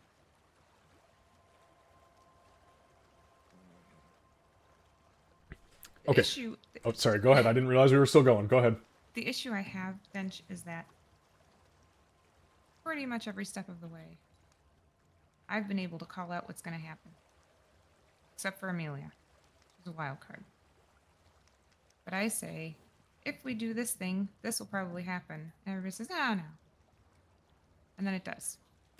And I kept all of my I told you so's to myself because Mom says they're rude. But this is why it's important. What we just lived through is why logic is important and why it needs to get applied more. Because if, and honestly, even when we were in the throng of it and I was getting my proverbial shit kicked by devils, I was still thinking I want to spend time teaching Amelia how to think for herself, because what she did was strip us from that capability. She stole from us our informed decision. We asked her how many times what the plan was. I asked her 3 for sure myself, and Payne asked her at least twice. And maybe she didn't have one, but that makes it worse. Honestly, I would agree with that part, definitely. The fact that there was no plan and it still worked, and she's spick and span. Yeah. And I do feel bad. Ugh. The religion thing just drives me nuts. get it. It works for some people. I know. I understand. But if you're, what is the phrase? If you wish in one hand and shit in another, right? Isn't that what it is? One of them's gonna fill up way What? faster. Oh, okay. Yeah. All right. That, But it that feels makes like sense. a lot of wishing when it. I also. Who says that? Yeah, I'm where the sorry. fuck did you get that from? Is that a saying? It's a Is that thing. a real You one? never heard Really? that? What the It's a fuck? real one. No. Wish in one hand, shit in another. See No. which fills up first. Oh my yeah, god. That's a Um, big thing up here. Wow. I can't believe I've never May said have that heard shit like in a 12 years, variation of that, but 13 I don't years. know if I. But so the issue that I have with this though is issue that I have with it is that she put you guys at risk without a second thought. Oh, that To that do has the not same been thing lost. we were doing. We were doing it already. That has not been lost on me, and we will discuss this. And obviously, a debt has been placed on her for it. Not just by him. No, absolutely not. Yeah, I don't know if you're I right. can trust her ever again. How am I supposed to trust her with you, with Canis? Pain. Well, listen, you don't have to worry about me, but I do, though. Canis and Pain maybe. But I'm just trying to share Pain. Really, he's kind of a brick shithouse. Personally, It's not about capability, though. We're all very capable. That didn't stop the danger of our souls being trapped in that city forever because she decided she was going to do something her way because our way was illegal. Her way was illegal. She stole something. She stole something. And then we had to pay it still. listen, you are literally preaching to the choir here. I hear everything you're saying, and I am I know. agreeing with you. I know. I'm sorry. You're the only one who hears everything that I say. That's why you're getting it. I'm sorry. Dench, there's this sudden staticky sound in your mind, like this light buzzing in your mind, and it sounds like almost like an intercom flicking on, and you hear, Did you give her that letter? You recognize Krivak's voice. What? What? Who? What the fuck? Cravat? What? So, do I need to like? So this is a DM question at this point. Do I need to like consciously like? Yeah, you would have to like consciously send it out loud. Things I don't count that. That's yeah. Okay. I would actually like literally like instinctively say, like, in my mind be like, what the fuck, Cravat? Yeah, I did. I don't know if she read it or opened it, but I definitely gave it to her. There's this sudden Oh, block where it just goes, but That's fucking weird. you got a bunch of it off. But then there is a follow up as you're kind of like, what? That was weird, Lyra. You kind of see him looking around, kind of. Then she'd be like, Dench, are you mad at me? I'm sorry. No, somebody's speaking in my head. The static picks up again, and you hear, Oh, here it is again. as soon as she wakes up, you tell her to read that fucking letter. Do you know when she read the letter or not? Is there a return connection or? No, it just goes and shuts off. Hello. I think it's gone.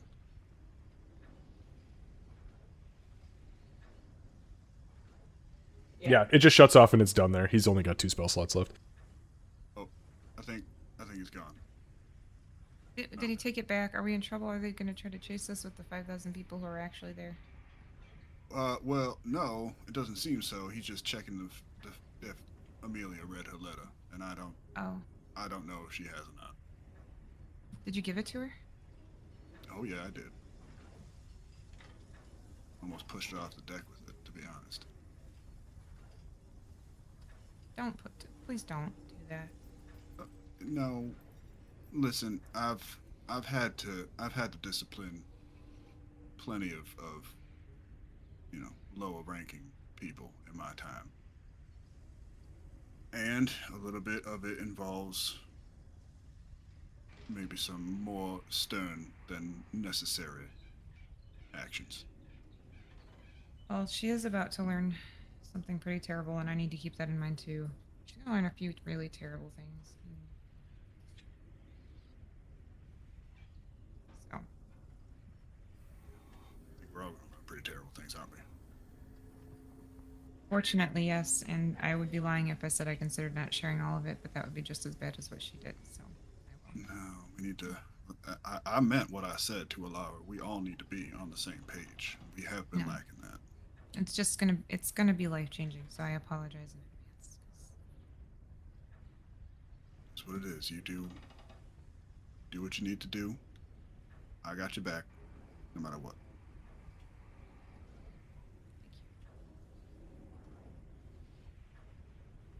That's it. Okay, I'm just making sure every time I stop, there's another kickoff. I don't want to Oh, interrupt one anything. more thing.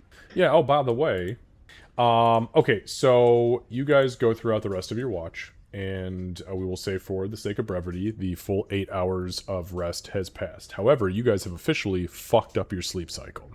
So it is currently It is 2:30 in the afternoon on the 14th of Ianari, 4254 PFH. But we will say again, for the sake of brevity, and the excuse me, got excited there. And the airship is mid-air currently, and it is flying as fast as it can northeast. It is clear.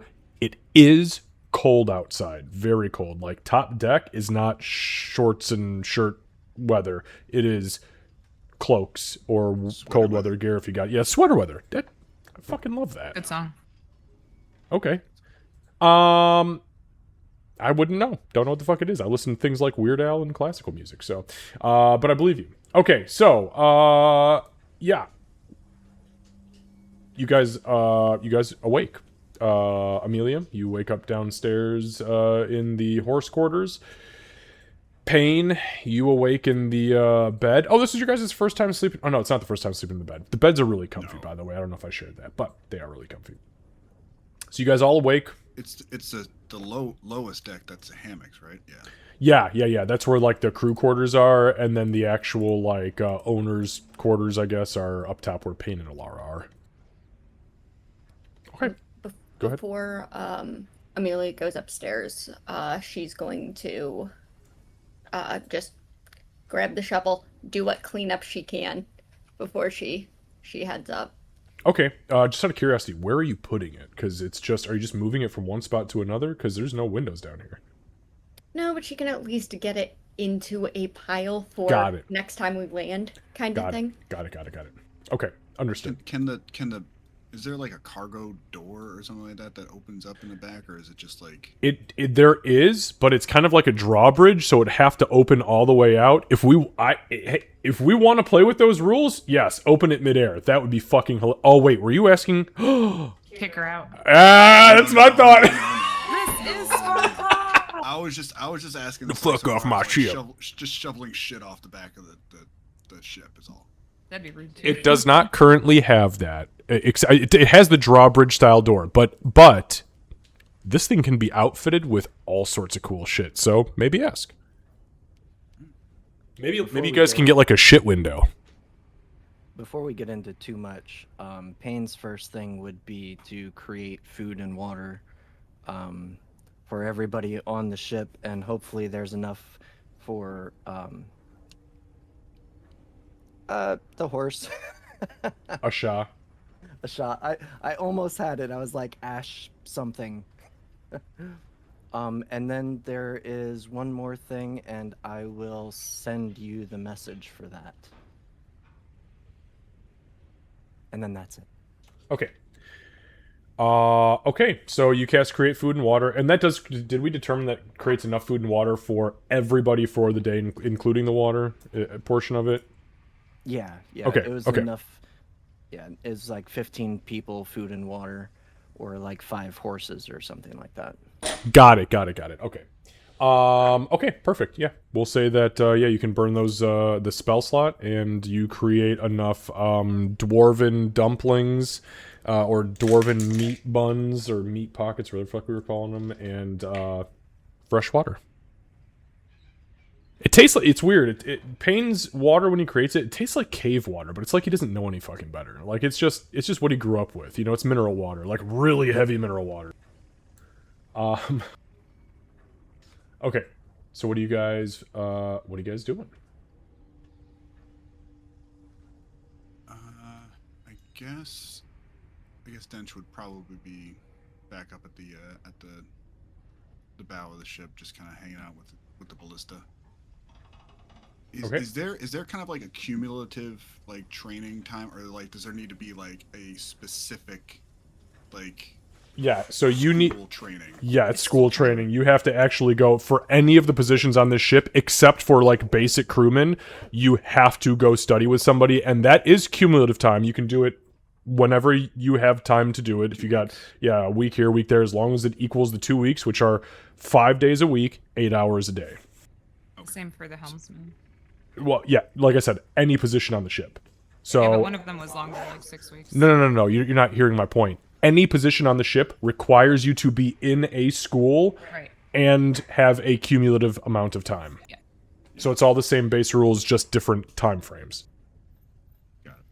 Okay, so yeah, that was my question. So I couldn't just like kind of like figure this shit out as we go, right? There needs to be like somebody walking around mentoring me, teaching me how to do this. So not necessarily. You can figure out like how to manipulate it. It's just that it will count as essentially an improvised weapon until you get the training. So it'll still do its base damage, but you will get none of your bonuses to firing it. It'll just be kind of firing it wildly.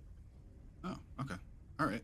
So then I guess as in times of us traveling and just not doing much else, Dench would probably be spending a lot of his time just learning his way around the javelin and understanding the fact that like he doesn't understand this thing 100% and he needs like traditional training. Okay. Why don't you just give me like an investigation check? No. Yeah. Give me an investigation check. You're just kind of like diving into the investigatory work of what the fuck is this? Exactly. Fucking around and finding out. Here we go. Pew. Yep. He fucked around and he found out. Okay, yeah, Dench, you've only had a couple hours on it, total, maybe 5-6 hours on it, because I think you did it the first time too when you guys were traveling. Yeah. And it's not as complex as it seems. The thing you cannot wrap your mind around is the process of the transmutation of the ammunition, because it reads like it needs to be an energy projectile, but there are heaps of bolts laying around this ship, and you just don't fucking get it. But the fire magic user, that makes a whole lot of sense. Yeah, but the firing mechanism is easy. There's the little port in the back. You learn how to unscrew that and open it. It's kind of like a tanker with their fucking cannons. You slide the javelin in, you cinch it back up. There's a couple of like levers and sigils you need to touch that are easy enough to understand. And then you just aim it and it is supposed to go. Now you haven't actually fired it yet, but that's what it looks like. Lyra would be watching Dench like figure it out and everything. She's kind of hanging out up there too. It's pretty impressive. You actually, like, over the course of this little, we'll call it a montage, being from when you guys left with the ship until now, you go from watching him not understanding what the hell he's looking at to feeling comfortable enough to begin dry runs, meaning he's not loading ammunition, but he's kind of like pulling it open, screwing it open, reaching down and grabbing air. He's pretending, putting it in, closing it, and then you see him, he touches the sigils, which glow when he touches them because he figures out the order, pulls a lever, pulls back on this thing, and then you kind of hear like a nothing comes out, so there's no actual noise, but he starts doing these dry runs, which is first step to success. Yeah, it's at some point that would elicit almost like a proud smile, which is the first time she'd have smiled since we left town. All right. Okay. Well, Payne, I will get back to you on that. There will there will be something. So just bear with me on that, but thank you. Where, who, what, when, where, why on the ship do you guys want to do? You are all awake. I guess just real quick, Payne would make sure that Priestess Alara is healthy enough, doesn't need any healing or anything like that, medical attention Yeah. sort of thing. So you approach her. You kind of you know kneel down. She's kind of sitting with her legs over the edge of the bed. She watches you get up. She's up when you wake up, but she kind of smiles. I'm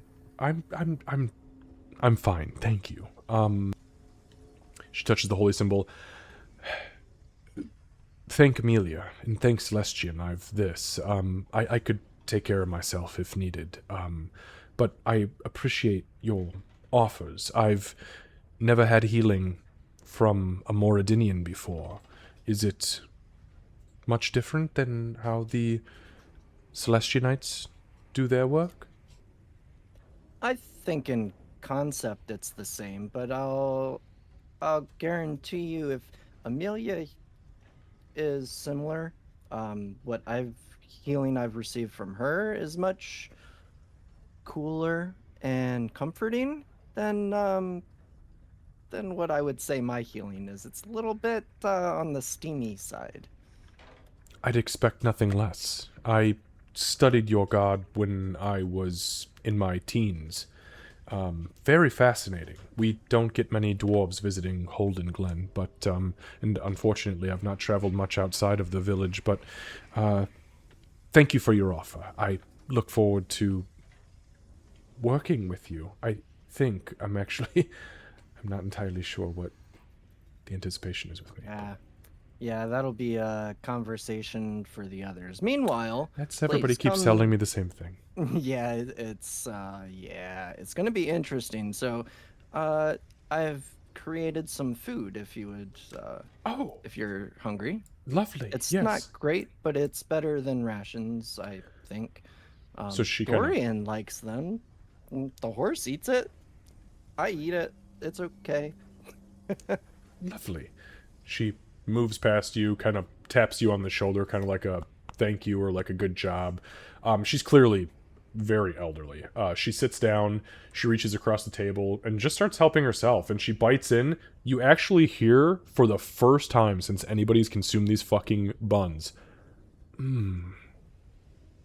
that's... Oh, that's lovely. It's so neutral. They overspiced everything in Ankmir.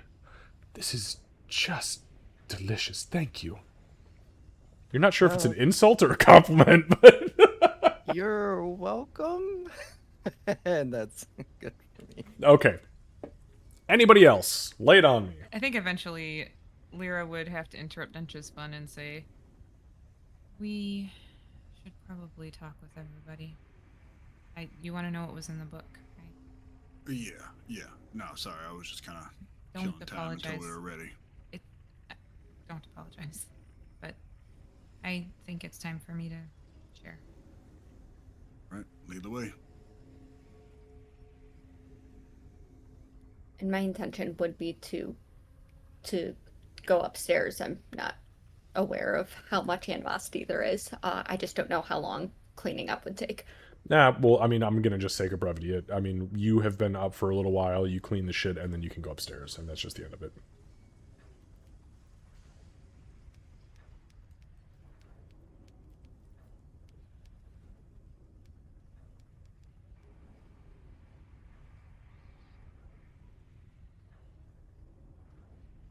And before I grab food for myself, I am going to make sure that both Asha and Dorian are brought food.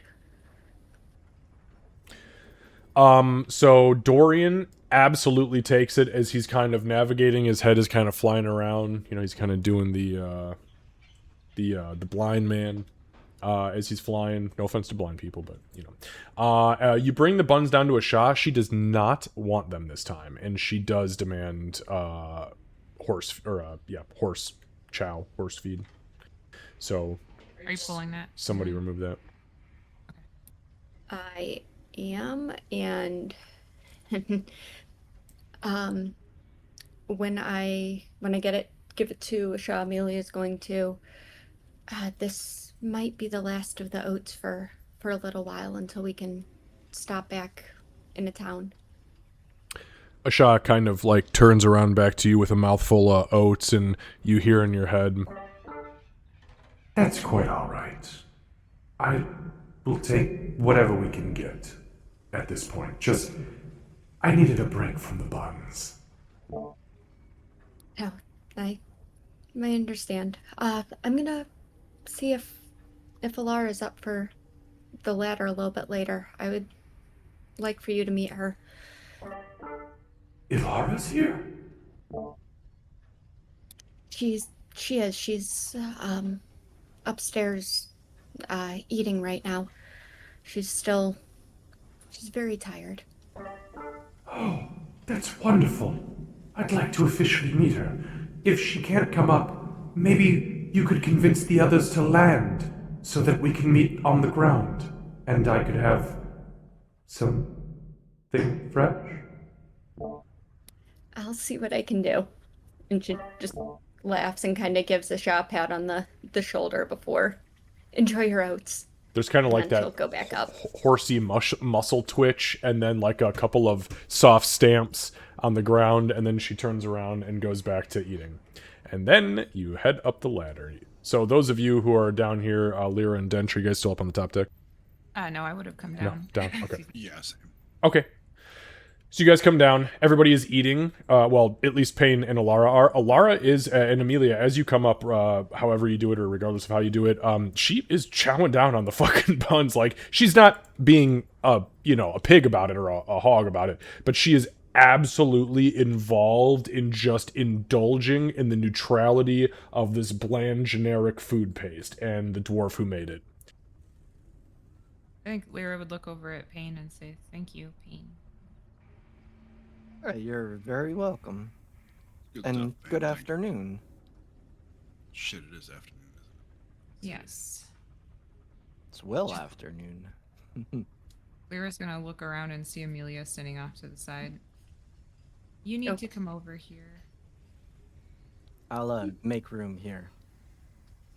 Oh, thank you. Have you read the letter yet? No, I wasn't. Be sure Sure, you what do it- that before that day is done. Dent should get a side glance from Lyra because it's the first time she's hearing him talk to Amelia that way, and then she'll look back toward.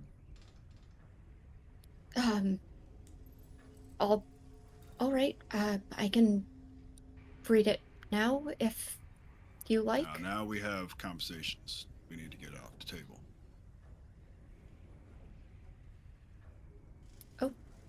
Okay. You can read it right after this, but I have things that I need to say and share, and I would rather not be interrupted if it's just the same to everybody else. So Alara actually puts her finger up and she says, excuse me, is this the conversation where I'm allowed to share information? Yes, and I promise to leave time for that as well. Thank you. And she looks like, Amelia, you would, yeah, I forgot about your passive insight. Damn, that's pretty good. You would pick up, she's really uncomfortable asking that. Like, she seems almost kind of like wounded asking it. I think that Lyra also, because I thought about this when Lyra was still up on the top deck, she would look at Alara and say, I apologize for my demeanor earlier today. It was a long few hours, I guess, and I was still recovering. You didn't deserve that.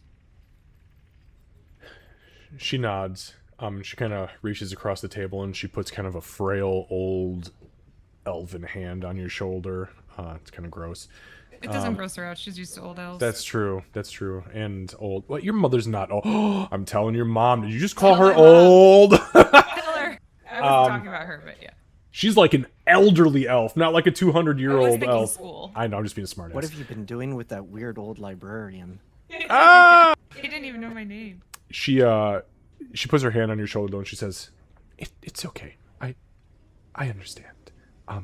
Excuse me though. I'm gonna get back to this." And then she looks at Payne. First of all, Amelia, I'm going to address you.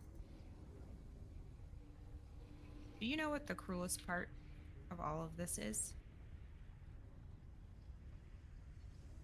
She gives you a look that says she's not sure where this conversation is going.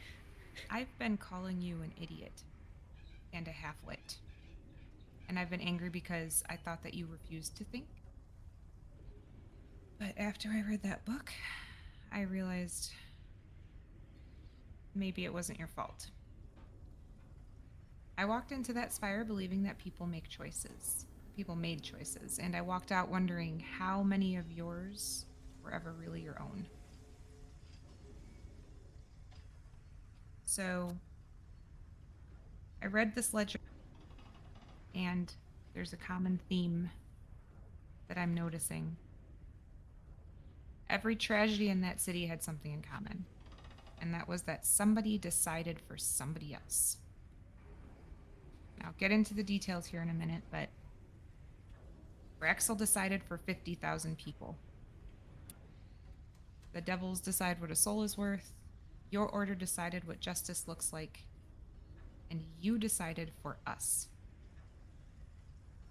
That is something that I don't know if I'll ever forgive you for. So, she opens her journal and sits down. She takes a big breath.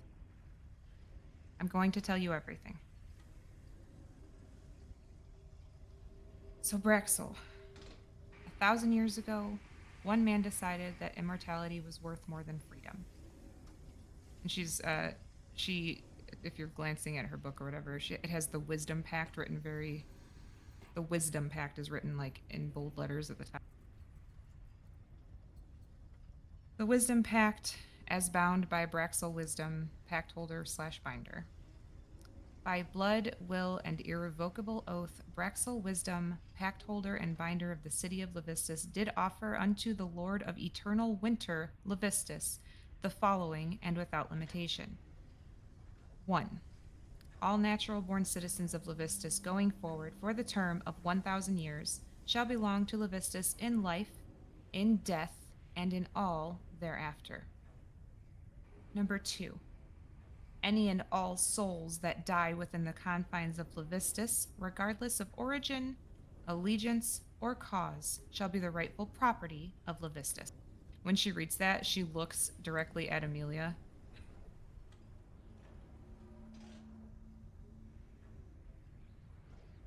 Amelia's listening, but isn't reacting terribly much more than obviously parsing out your words. Hold on one second, my thing started acting.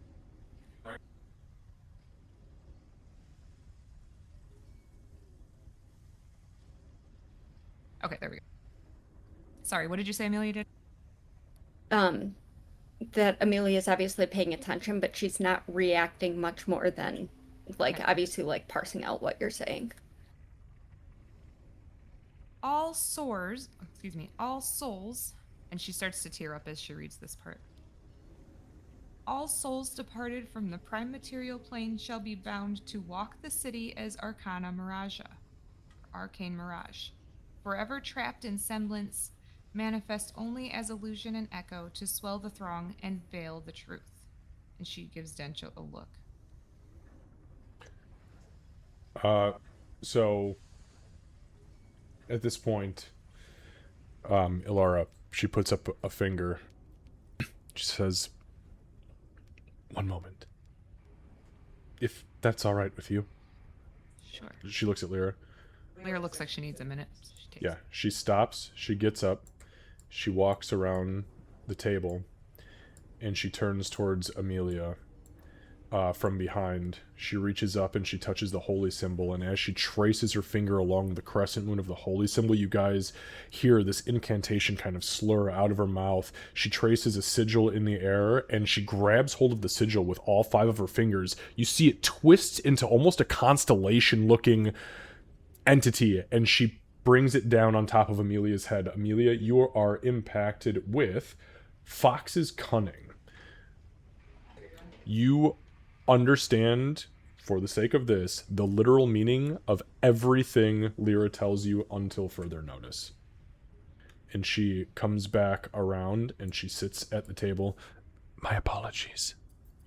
It's okay. Thank you. Did I recognize the spell? I It have no idea what is. that was. What Yeah, was it is legacy for you. Yeah, that was enhance ability, and you picked up the last bit of her incantation was Fox's Cunning, and you already know what that does. Is Pain this will some? Oh, go ahead. Pain would just let out a little snort chuckle and keep eating. And Pain has been paying very much attention to what Lyra has been saying, kind of like he's listening to a storyteller. I'm sorry. Can I? What was that? Shh! Don't interrupt Lyra. She's telling the All right. story. It was All right. simple incantation, just to help clear the Okay. mind. Amelia, All right. did you have something? Yep. Is this something that's happened before? Ooh, God, good question.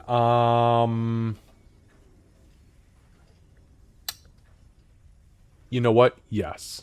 It's rare, but let's say for the sake of our backstory conversing that there were very rare occasions when she was trying to teach you a very deep rooted theological value or idea that was hard to conceptualize. So she would ease your mind with this incantation, and then it would come to you and you would cling to it, which is how you were capable of grabbing onto those weird religious pegs. Then when she does it, Amelia just she smiles. It's a soft smile, and she just in Elven just says, "Thank you, High Priestess." You're welcome, child. Of course, in Elven. And then she turns back to Alara. She reaches over and puts her hand on your hand and kind of taps your hand. I won't ask you to begin again, but if you'd like to continue, I think that we're okay now. Effect of the pact. By this pact, the city of Levistus shall ever appear more populous than it truly is. True number of living citizens, 5,000. Apparent number of souls walking the city, 55,000. That might be 55,001. Now, I don't know if I can get Canis back. She looks back down at her book.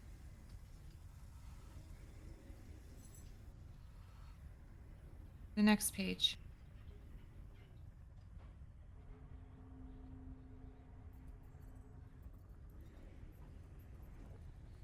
Braxel Wisdom. This is his ledger page. Contract holder is Braxel Wisdom. The authority is vested through an emergency covenant. The rights that were granted: governance, protection, and preservation of Ankmir. Consideration: souls born, residing, or dying within covenant territory. So my understanding of this.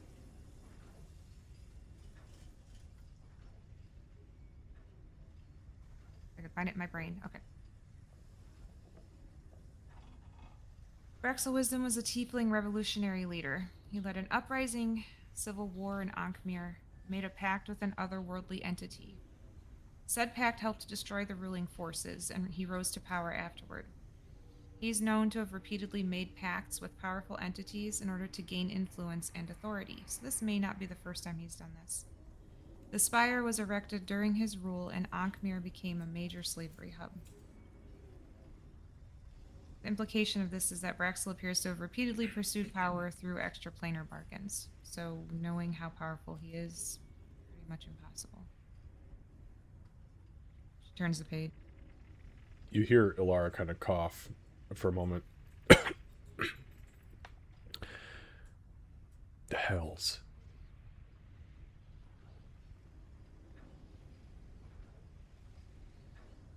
Was that a swear or was that? It's so funny. No. The hells. The outer planes, where Braxel Wisdom was making these bargains. That and your mention of Levistus, who is the lord of somewhere in the hells, a very cold place. Yes, he's. All I know is he's an entity, an infernal entity of immense power associated with hell, but I didn't study the hells or devils or infernal entities, really. Regrettably so. Useless. She goes back to her book. Krivak was in there too. I'm not entirely sure what his means. It just says, where everybody else had secured asset and something entered, there's nothing. And it says, status is disputed. Enforcement suspended. So, best I can tell, uh, I don't know. I don't know who owns the claim, who disputed it, what happens when the suspension ends. I don't know what that means, but it makes sense why he wanted to know it was in the book. If he knew he was in there,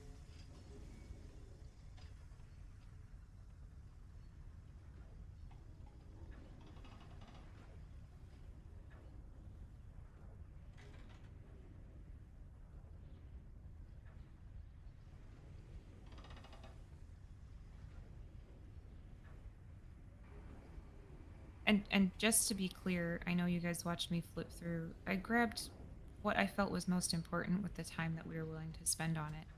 There were guilds, guilds of people, merchants, leaders, Oh yeah, tons we of saw. names. Yeah, we saw the book. It was a big book. Yeah. But these ones stood out. So, next. Should turn the page. Okay. This won't be a big surprise, and Miss High Priestess Ilara, I think that this is probably where you'll want to add, but I'll do my part first. Brother Mile, cultivated Mile. asset. I can't say it normal anymore. Sorry. Shh. Cultivated asset is him. The placement was successful. Placement was successful, Amelia. Okay, got this word. Ecclesiastical infiltration. Ecclesiastical. She corrects you immediately. Do you need... She holds the holy symbol. No, thanks. Okay. She's trying not to seem offended because she knows it was not meant to be offensive, but fuck. Infiltration ongoing. Long-term influence projection is favorable. He's a plant, which, man, I feel like somebody may have suggested that when we started talking about this, but I'm not sure who that would have been. I think I did. No, it was me, Payne. Oh. Maybe it was both of us. I'm sorry, I interrupted. Go ahead. Continue. All right. Bad vibes almost immediately. Sorry. Go ahead. Gods, his name was... I'm not familiar with your mission, by the way, so what you're telling me is completely foreign, but where exactly did you find Brother Miles' name? It was in the infernal... Damn it, I had it till you smiled. It was in the infernal archive, in the spire. It's in the basement of the spire. Is that? It's basically a place where they have the golem that protects information they don't want the citizens to know about, such as this, for obvious reasons. And it's not supposed to be easy to get to, and it wasn't easy to get to. She'll turn toward Amelia. But we This did was it anyway. this was one of our conditions to releasing you. Ours, apparently not Amelia's. She had other plans. Yeah. Alara actually looks towards Amelia now and looks a little bit upset. And she then looks back at Lyra and she says, if only I could rewind time. I am so sorry. Listen. Okay, well... Well, I don't mean to interrupt you, but I do believe there's more. Oh, okay, excuse me. Sorry, I'll hold my information again. Well, does no, it it's have fine. to Does it have to do with Brother Mael? Because this is where I thought you'd probably have more to share. Yes, but I'll keep it private for now. Please continue with what you're doing. She kind of stuffs a bun in her mouth. Okay. So she would reach her hand over and like touch Dench's shoulder.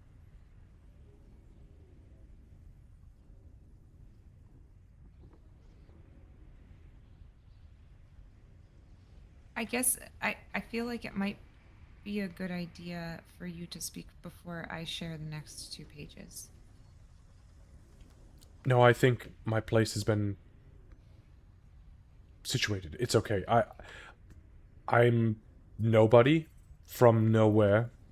I've heard what you've had to say, so please continue to. I meant no offense, ma'am. No offense I taken. just- No offense taken. Truly. I am a simple woman from a very simple place. I am out of my element. I am still tired. I understand. And we've had a few conversations revolving this. I will speak to Amelia privately when the time is necessary.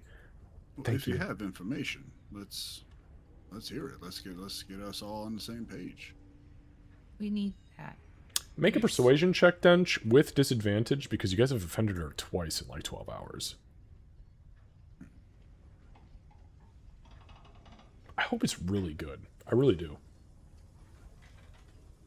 Oh, that was with advantage. I meant With- to say disadvantage. With disadvantage. Yeah. So lowest is 12 plus 0, so 12. 12? Okay. Give me 1 sec here.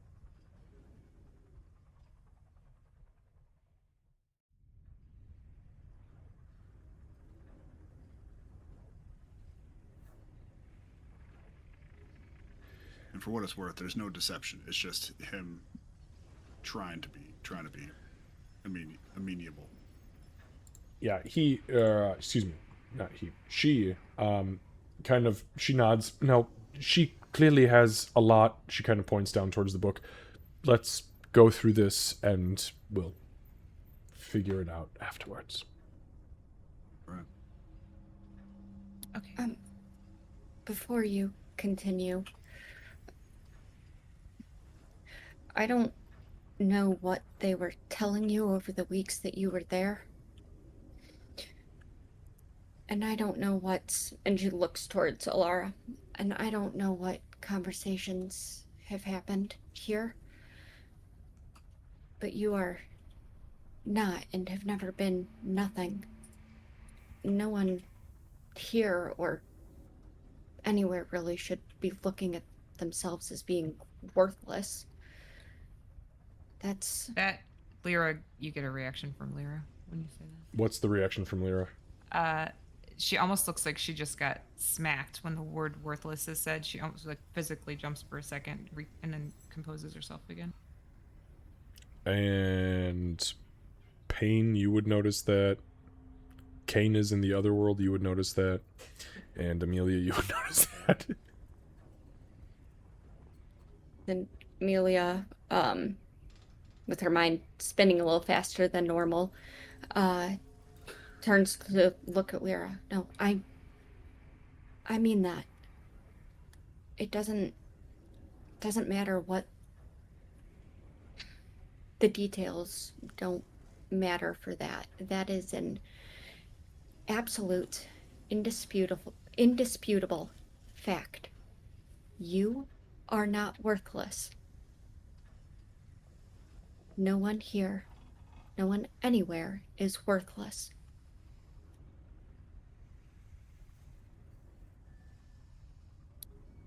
Besides,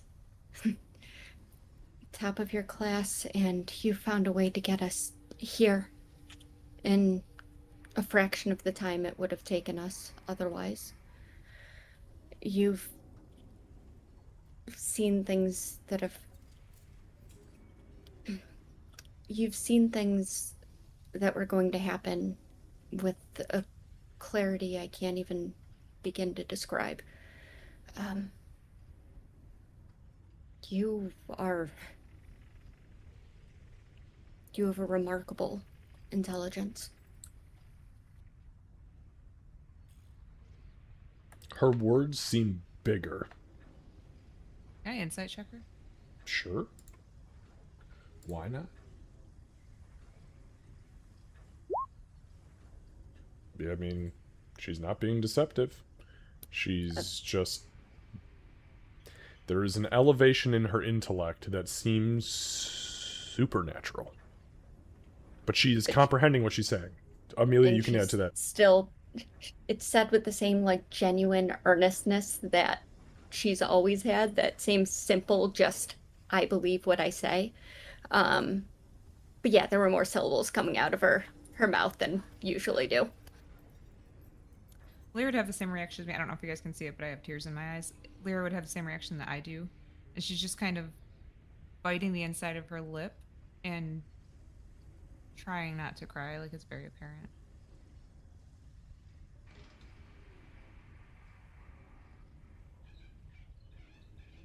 What? Ken would have kind of a proud smirk, smile with an eyebrow up, kind of towards Amelia, and Lyra just like, hmm, yeah.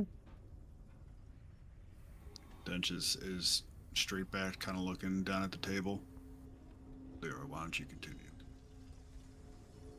Amelia, brace yourself. The next name in the book was Corin. Prospective acquisition. Amelia had been, sorry to cut you off, but physical description there. She had been starting to do but like, what, why, like starting to ask, and she just, goes very, very still. Ilara also freezes and kind of just glances out of the corner eye to Alira, listening though. Prospective acquisition. Eligibility confirmed. Lineage verified. Processing pending. I think you're processing that, Amelia. That's why you were summoned, as I said initially. What does process and pending mean? Well, somebody is on their way to get him, and Amelia was ordered to go deal with him. She's going to reach into her now growing stash of letters and pull out the summons and just slide it over to Alara. The fact that that was in the ledger is not good. But I do know one thing. My understanding of contracts and the way that they work, verbiage is very specific, and I do happen to know that acquisition can be prevented. I'm not entirely sure what that process looks like from a legal standpoint, but it can be prevented. And what were Now- the final words? Processing? Or Processing, yes. so it's not finished. The It's- outcome is not decided It's yet. pending, correct. Pending, yes. So Now, maybe we can fix that. I have questions for Amelia. You may not know these answers.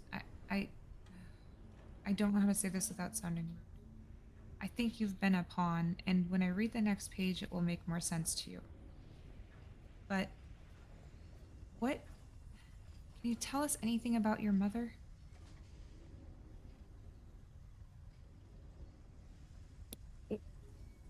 Why? What did you? And there's Your mother's not in there, but it's talking about lineage. And from what I understand from what you said about your father, he's a farmer, right? well, I mean, now he is. What was he before? She just kind of. We don't really talk about that. You don't need to know, talk or about you it don't now. talk about it. This is the time that we're all letting our shit out on the table. Talk. What was he before he was a farmer? No. He never explicitly said, but the armor that I wore when we first, well, before, and then the my sword, and she kind of just reaches down to just touch the hilt. Those were both his. They're well handled and well cared for, but he never spoke about what came before. But elves live long lives. The life that I've always known of my father, that's been in Holden Glen. I'm not trying to be deceptive or withhold information. So That'd be very wise of you not to do. Yeah. what about your mom?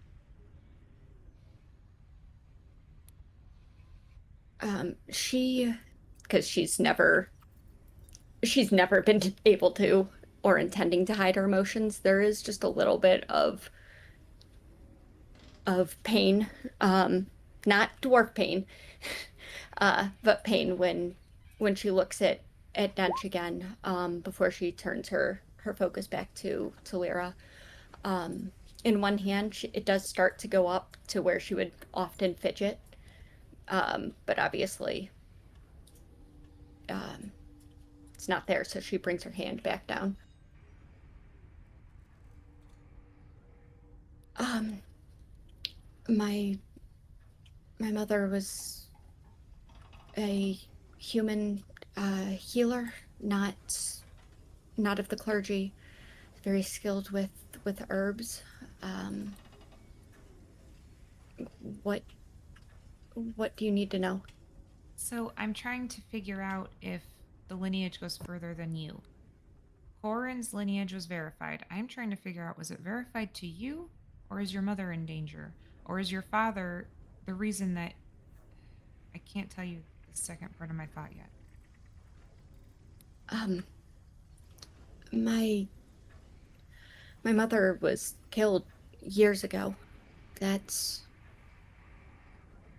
She was killed and laid to rest by the House of the Stars. That's She was killed by the House of the... She was killed how?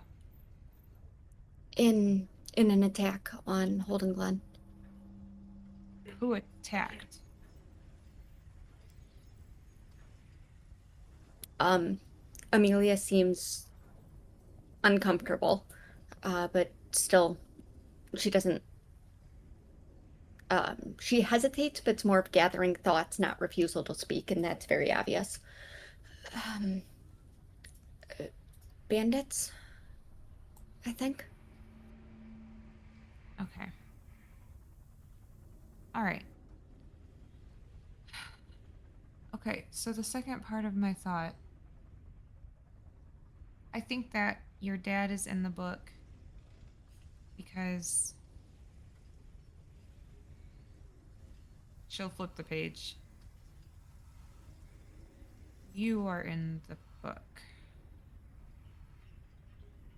Oh. By name? Pardon? Yes. She'll flip it, and you can tell she tried to like copy it down, as best as she could to look like the ledger. Designation, prophetic variable. You hear Alara loudly exhale when you say that. Ownership, unassigned. Claims registered. This means the number of people who are interested in purchasing you. 1,384. Celestial interest, active. Infernal interest, active. Acquisition status is pending. She's kind of studying Amelia's face. Alara's head goes to her hands, and she kind of runs her hands through her hair. That's everything. So Amelia has an expression you've never seen, which is that she's doing calculations and putting pieces together, and she's thinking. Like it's very clear that she's taking in everything that was said and like actively processing it.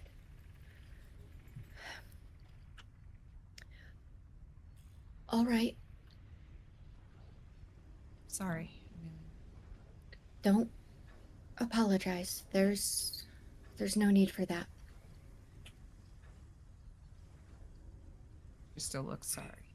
Well, hang on. What the fuck does that mean? That she belongs? She's a pending slave? Is that what I'm understanding? She's on the market.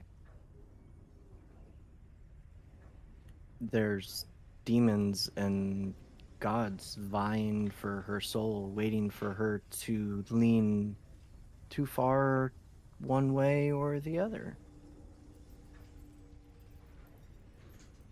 Ilara finally kind kind of pulls herself together, and she pulls her hands down from her face, and she looks Amelia dead in the eyes.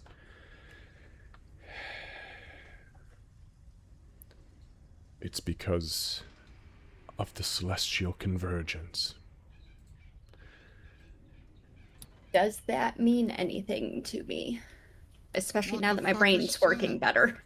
Amelia, no. Everybody else make a history check. Bench feels completely lost in this conversation now, I feel like. And the roll confirms it. God damn. The roll did confirm. Wow, you know a lot about the stars for being a crater dweller.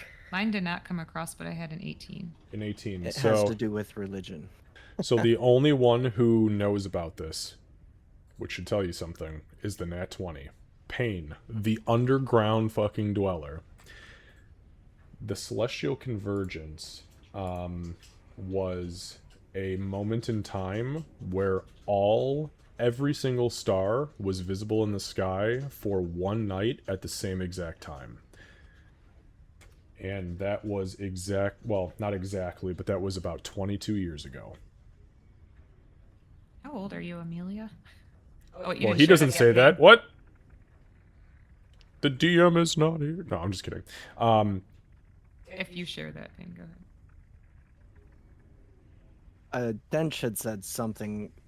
Did he ask what that was?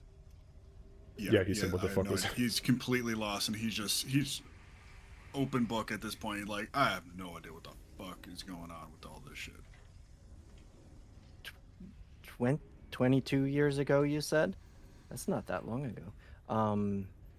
22 years ago, every star in the sky was visible from like this point. That's not supposed to happen. Well, I thought every star is visible every night. No. No. There's a chuckle from always Alara. some that they're not. You can't see them. They're on the other side of the world. Yeah, so you can't always see everything. But at one point, the celestial convergence, they were all there for some reason, and I can't quite remember why, but it happened. What does that have to do with Amelia?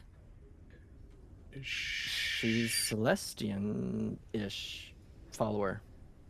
It's more than that. The night Amelia was born, 10:15 p.m. Bright sky. Under the celestial convergence. 22 years ago? Yes. Amelia. How many other children were there? I'm worried that I didn't read enough names, and she looks panicked. In Holden Glen, none. Do we know how many there could have been elsewhere? Alara looks kind of confused. I'd have no way of knowing. Did it have to be right at 10:15? No. Let's just leave it at Amelia's birth is 1 in a million, very special. Like, yeah, that doesn't happen. I hope you're right, Payne, because I skipped over a lot of names in there. It was prophetic in its very nature, and we notated it in the documents in the church. All right. So, what? I'm sorry. I'm a little slow on this whole part of the situation here, but what? Like Amelia is like what? Like some kind of chosen one? What are we talking about here? Laura looks confused again.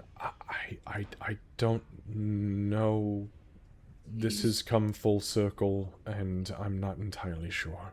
Is there a specific prophecy this is linked to that we could We reference or research, or?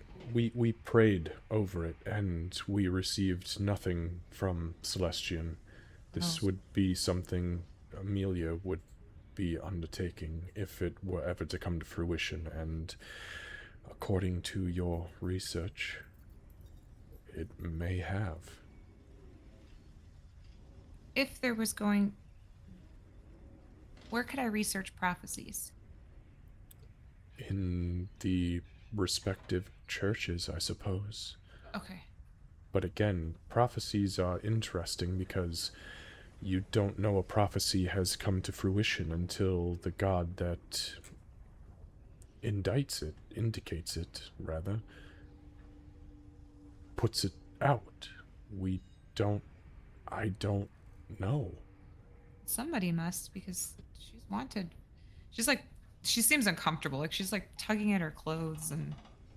She touches her holy symbol again. Celestia knows, if that is the truth of the situation. These are just happenings I know of, and with what you are telling us, with, you said, prophetic variable? Is Yes, that's what she's labeled as far as being an asset. then the only thing that makes any sense to me at this point is that this prophetic variable may very well have been seen through the cosmos, and her name was in the book.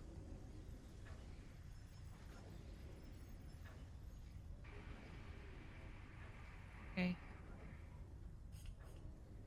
That was everything that I read. So we need to be careful, Amelia, with toting you around places here, if we eventually do go to other planes on this ship. We need to be careful, because you are very highly sought after.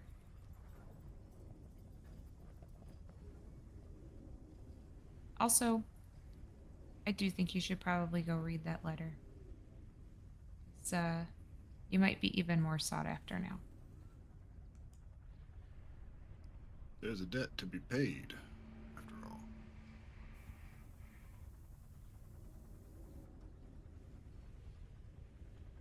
Lyra closes her book and she was like standing up on the chair because she's very short. So she'll step down off of the chair. I will be right back.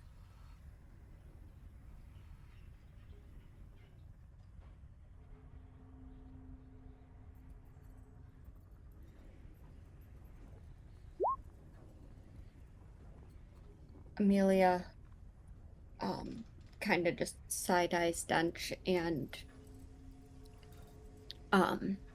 just quietly she had slid the summons to go and potentially execute her father. She had slid that on the table towards Alara for her to look at when Mail was talked to, but she's going to pull out the letter and just well, you said we share things together. When she comes back, I'll let her know what this says as well. But if a debt needs to be paid for righting a wrong, so be it. And she's going to just take a deep breath and just open the letter. Okay. So as you break the seal, the letter flashes with red light and opens itself, and in your hands you're kind of like, whoa. There is a hot, cindery, burning sensation on your left hand, and as you look down, the glow kind of comes up and through your chainmail gauntlet, and you don't see anything immediately, but this is your letter.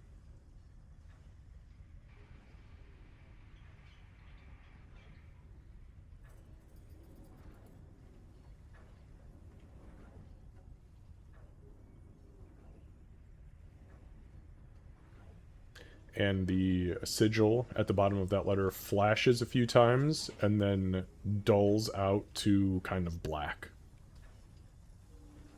The whole time, Dench is probably just still staring straight forward down at the table, not looking towards Amelia. Amelia s- scans the letter, taking in the words, and there's a brief just um and she like flexes her hand. She doesn't take off the glove at the moment. She's reading it. And then when she's done, she just takes another deep breath, and then just so be it. And she's going to fold it, tuck it away, and just, you were right. A debt is to be paid. I don't know entirely how just that is, considering the nature of slavery. However, I'm gonna need you to stow your high horse bullshit for a moment. I am not interested in hearing what is just and what is not just right now. Understand me? however, I put all of you in a shitty fucking situation, and I will do what is needed to repay that. You see Alara's eyes kind of And come then up and she scan both of you. quietly, just in Elven, sorry, priestess. She nods and then goes back to a bun.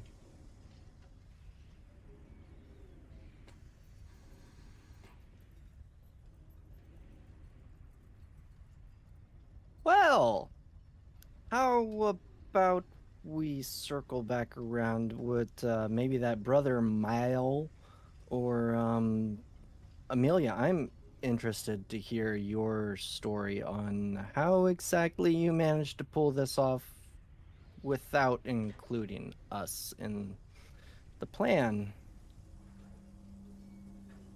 Lyra would enter again.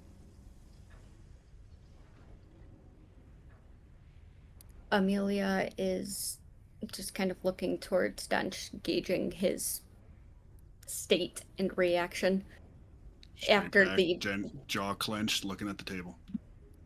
other than obviously the guilty look she gave Alara after, cursing.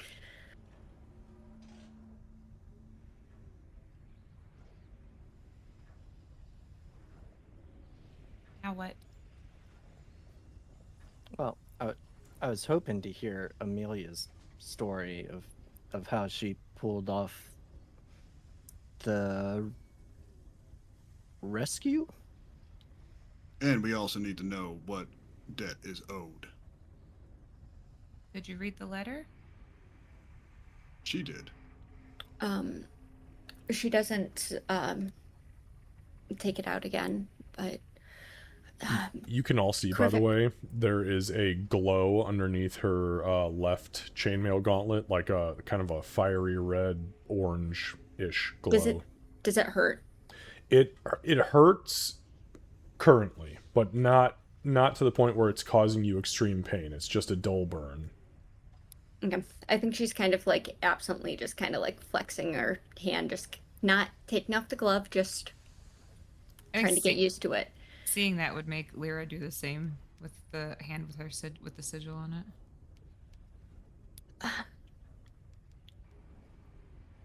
I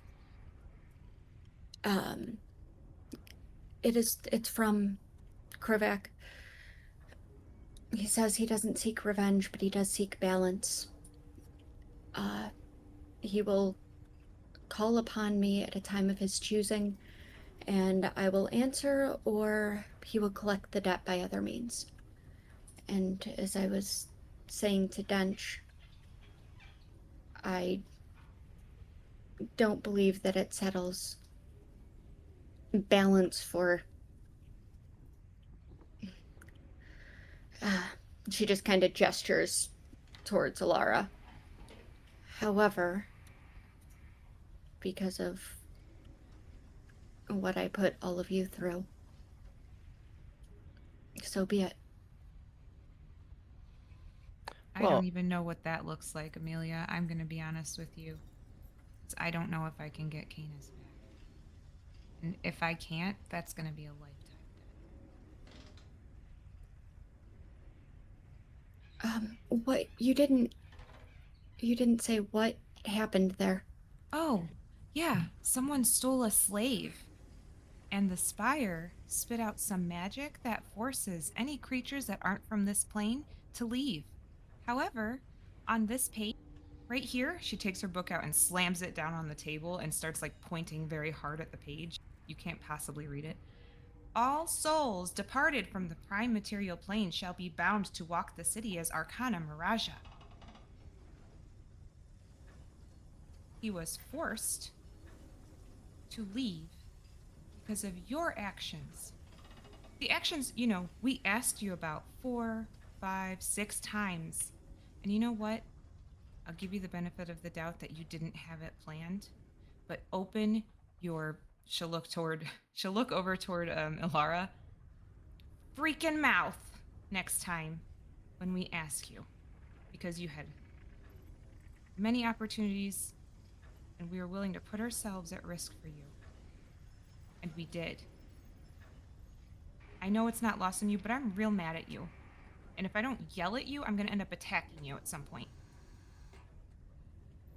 More to the point, you lied to us. You told us you were going back to the ship. Yes, you did. And then you did something brash and dangerous that could have not only cost us our lives, it could have cost us your lives, Alara's life, countless other people's. Well, I guess that's probably a moot point at this point because they're all fucking dead anyway. Lyra's eyes All filled these- with tears. Sorry. apparently, it could have cost at least the four of us our souls for eternity, as miserable as that We sounds. could have been walking And around as fucking ghosts in that city. yeah, wouldn't that could have been realized pretty it. miserable. We wouldn't have known, Amelia.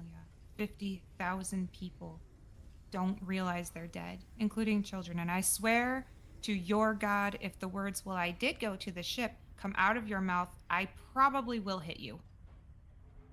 Don't play semantics. I've had enough of it to last me a lifetime right now. Speaking of semantics, what we did actually was fairly pleasant, minus the slimes. It The devils and surprisingly things was. were not bad. Lyra- And Surprisingly was. the book was miserable, but the adventure was not terrible. But and I don't even know if it would be considered illegal because the devils there were like, "Hey, just answer these questions and we'll let you around." Whereas what you did was very illegal in their minds. I realize you don't think so, but well, they shut down the entire city because of what you did, and nobody cared a thing about what we did. So, While some of us may have thought it was pleasant, others of us disagree.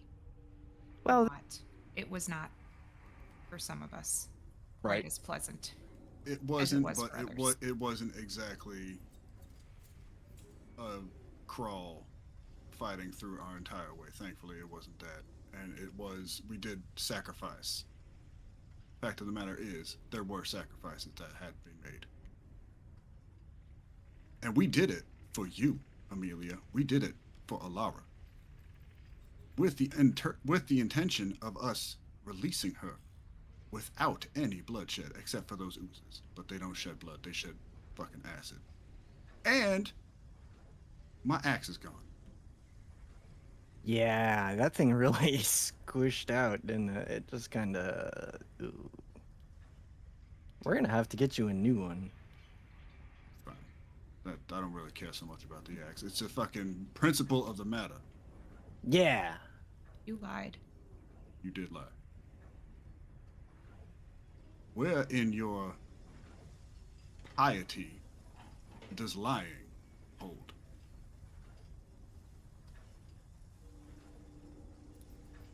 Where did I lie? Holy shit, Amelia. No. Are you kidding me? You said we told you to go to the ship, and you said, yes, I will go to the ship.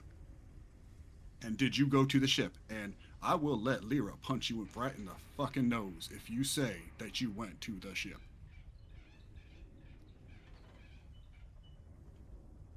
I would prefer if you don't hit me. Do you Holy know shit, why she's Pain gonna went say But in it. there? Amelia? May I? Why did Pain go in there? Why did Pain go in there, Amelia? I presume because to see that the debt that he owes to you, to see that fulfilled, That's and the B, to only make sure. reason. He wouldn't have gone in there. Had we known you had an alternative plan, he wouldn't have. I wouldn't have risked his life. You put that shit on me.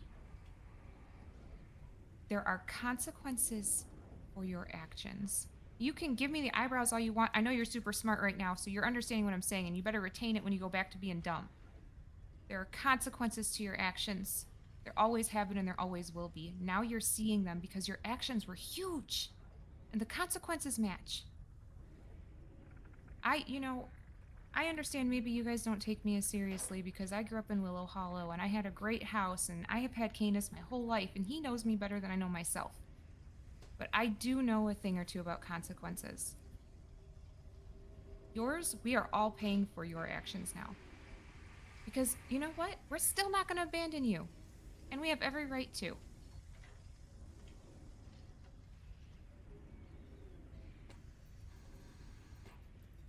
She sits down and shuts the fuck up.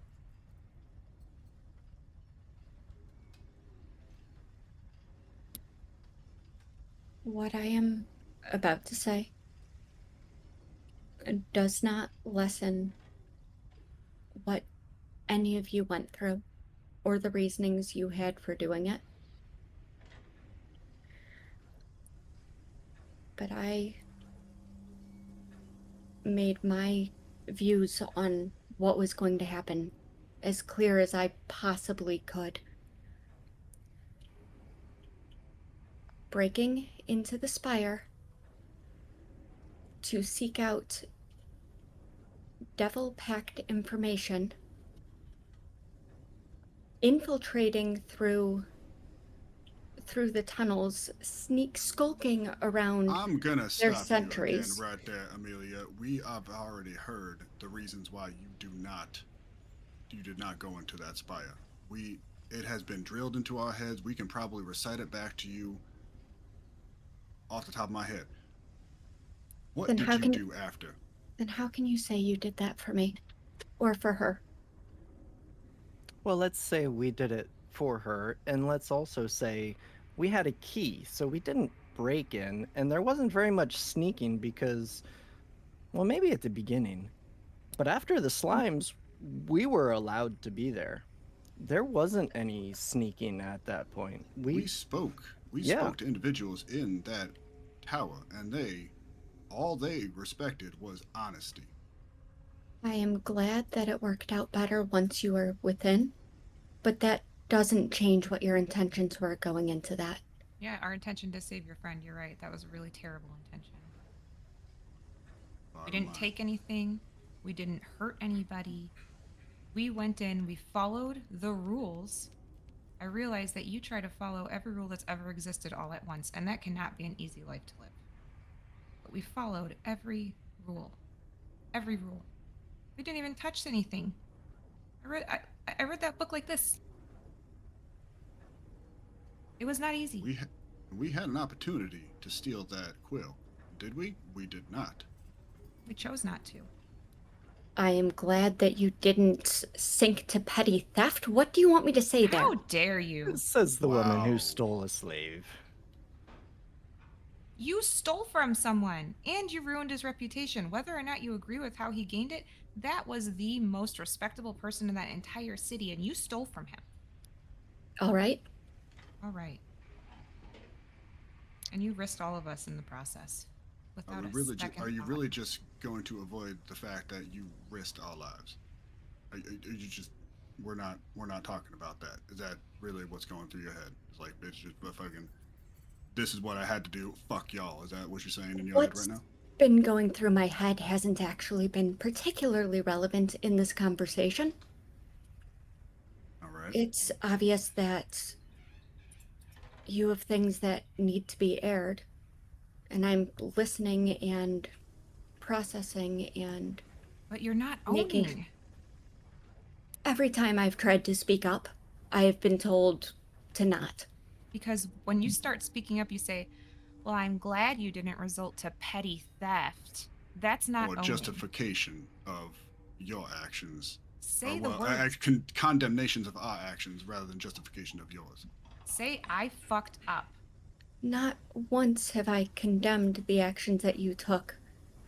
I said that I did not feel comfortable with that. Please, don't twist my words. Say the actual words, Amelia.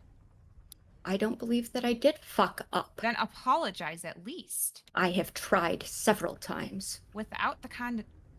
Ooh, boy. So let's give Amelia the stage, kind of like we gave Lyra the stage, and Dench and Lyra, you guys and me, myself, will just listen. And All right. maybe if Priestess Alara has something to add to the story, she can join in too. But let's give her her time instead of, yeah. Lyra You will know reach what I'm over getting You're- at. Lyra will reach You're over right, and man. grab Dench's hand like the night that he was drinking. And if he is not interested, that's fine. But if he is, it's a very tight squeeze. Yeah, he'll Dench will squeeze back. He'll stand up and he'll go sit on the bunk over there. Like, you know what? Pain? Yes, you're right. Amelia, say your piece. Thank you. Okay, but wait, before you get started, can you tell us the story about like what you did while we were busy? I mean, the apologies and whatever, that's in the past, but I want to know what like I want to know your story. That was how it happened. Lyra takes a big breath and puffs her cheeks. She doesn't say anything. Okay, I'm done. Go. Amelia, it's you. Go. When Amelia does say, thank you to Dench, her voice wavers, for a moment, and she takes a second to close her eyes. Kind of just flexes her hand again, and then reopens her eyes. She turns so that she can see, so she can see the party. I should be able to. Yep. So she can see all of them. But she is focusing her words mostly towards Dench and Lyra as the ones that hold grudges. Justified grudges, but grudges. First, I am sorry for putting you in danger. I'm sorry for all of it. It was absolutely my intention to go to the ship. Once I had spoken to Alara because I couldn't get that out of my mind. Just when I left, I had resigned myself to not being able to see or to I'd resigned myself to not being able to find a good option, to the only options being, well, the path you were taking and others which were even less condonable. So I was going to talk to her, just even if it was to say goodbye.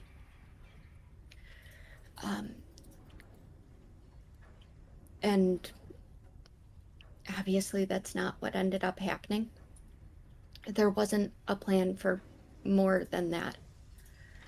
You're right. You're absolutely right, Lyra, that I didn't well, both of you, gestures to Dench and Lyra, both, that I didn't think it through. You're right. You are absolutely, completely right about that.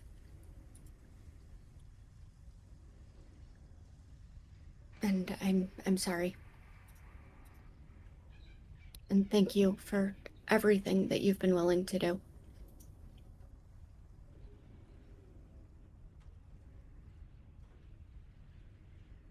You don't even know half of it. Thank you for saying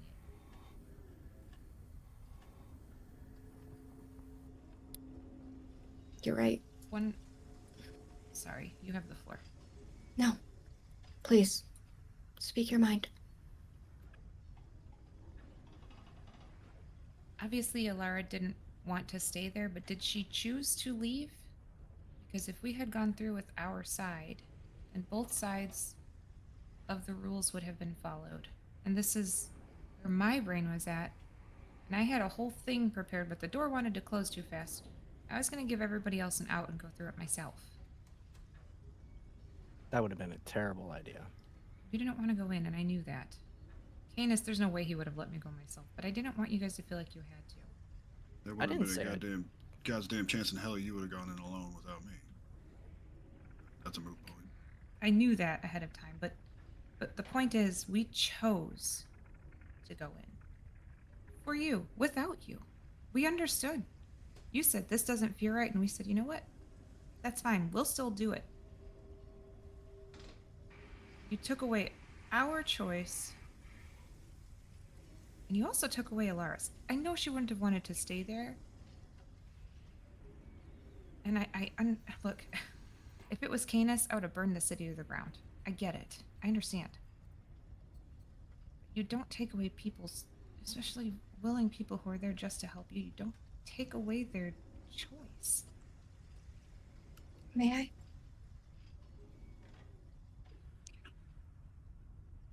As you took away the choice for me. How? You keep saying that you did that for me. You decided what would be best for me and the path that I was choosing to walk. I made it very clear that I did not choose that. We were given what we gave you was an out. We gave you the safety of not being involved. That's what we gave you. Our choice to go in without you meant that you didn't get your hands dirty in this sully activity that we were getting ourselves into, And or in your mind. if you had turned to us and said, I don't like this, I want to do this instead, which we gave you multiple opportunities to do. Did I not? You said I'm gonna go break my No, friend out did and I set the not town say off? that I wanted to speak to her? Did I not say that there was another way? I said it was suggested to you to try to figure out where she was, and I would set it up so that you could send nonstop messages to her as long as we were close enough, and that got abandoned. You wanna know talked what I about did? plans. To go and find her. What did you do? I walked up and I asked if I could see her. And then I went to her and I talked to her. And then we walked through the city and out the gate. There's your grand story, Payne. I asked and we walked out. You walked out? Because the town was in disarray. We walked out. So how did the alert go out? Ilara, she kind of nods at that point from Amelia, and she says, "We did. It was a little bit more complex than that, but we did just walk out. I assume that the alarm was sounded after my number was not called on some roster." What about your chains? What about the locked doors you were behind? Were you not behind locked doors? Is that what we were saying here? I was not behind locked doors or in chains. The chains are just for transferring people. Under Krivek's rule, if I can call it that, We were left to our devices within the abodes we were given. Again, the escape itself was more complex than that. We had hurdles to cross and people to talk to, and we managed to avoid situations that could have gone awry. But in the end, we did literally walk out. Lyra takes a I don't big know if- breath. Go ahead. Sorry. I was just, I don't know if that makes me more angry or not, to be honest. It Lyra makes me takes- sad that I didn't listen to her. Okay. This argument's never going to end if we keep going this way. Amelia, stop trying to convince me that what you wanted was important because I already know that it was. It was. That's why we were there. We bought a fucking ship, flew across the entire. This is the farthest away I've ever been from home. If it wasn't important, we wouldn't have done that, and there was never any doubt that what you were doing was to try to help. The problem is that you helped yourself at the expense of us. Don't agree with it. I don't care. You apologized. I'm not angry about that. I spent several hours concerned that Dench was going to die, or Payne was going to die, or Canis was going to disappear forever. All of us are going to become trapped in that city. As soon as I read this ledger,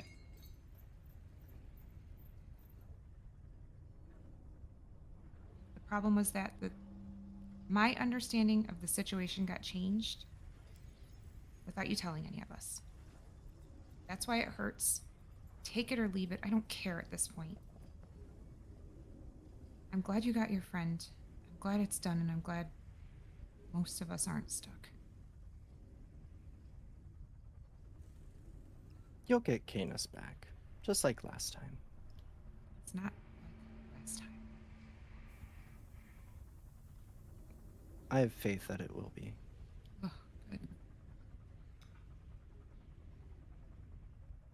Payne will chuck just the tiniest little bread, just a little bit, just and Lyra maybe hit her in the shoulder with a nice, kind smile, not mischievous or nothing. Amelia, all that's being asked at this point is that you recognize the cost of your decision and what it had on people who I think you care about, and in the future, apply that. That's all. That's wisdom, that's intelligence, that's logic.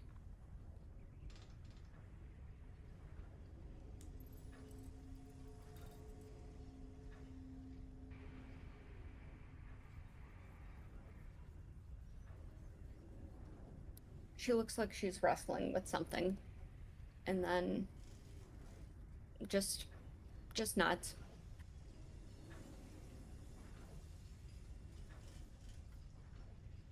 I've known you guys for like 3 weeks, and I care more about you than people I spent years in school with.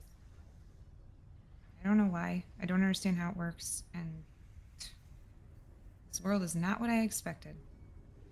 But I would hope that the people who are in the circle closest to me are the ones that I could trust the most. And that got destroyed last night. Thank you for your apology. Thank you for sharing your story. She'll turn to Alara. I'm glad you're okay. I need some air. Is that all right? Alara, you see, she kind of nods and then she says to Lyra, "Thank you for your sacrifice." She starts crying and leaves.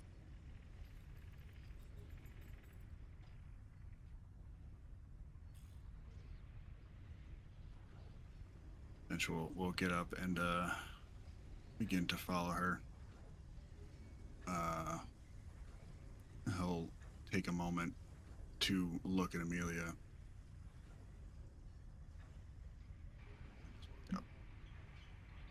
I think as Dench was walking out, he'd probably hear Payne saying to Amelia, I'm sorry. I should have had more faith in you."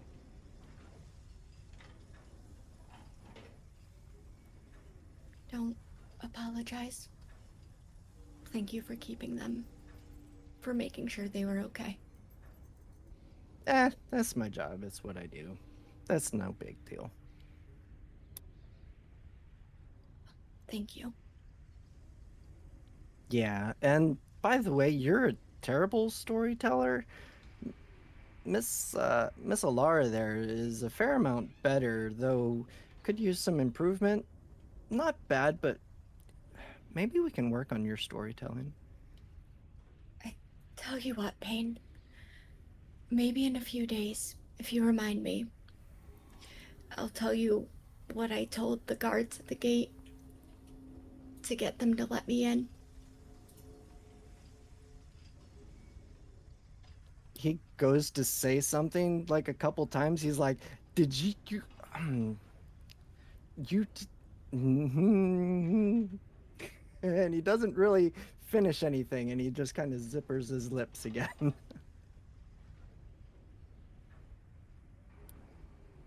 And she kind of forces a half smile. Now, do you mind if I talk with Priestess Alara for a moment? Oh, by all means.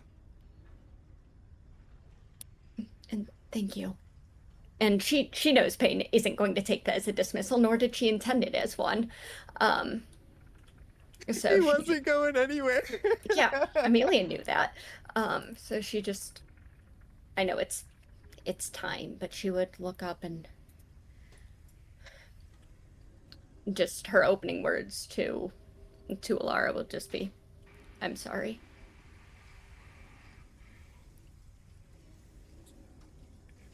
You see Alara kind of stop momentarily in the interactions, and she looks at you and she says, I don't think there's any reason to be sorry. But anything that hasn't been said tonight, today, will be said tonight under fervent prayer, as is our customs.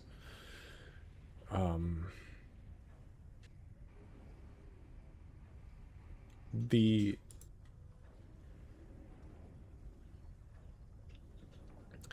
thing that I wanted to say earlier, and last night, quite frankly, that was not necessarily appropriate. She kind of chokes through that word. As far as I am aware, is this. I've not had an opportunity to tell you, Amelia, about my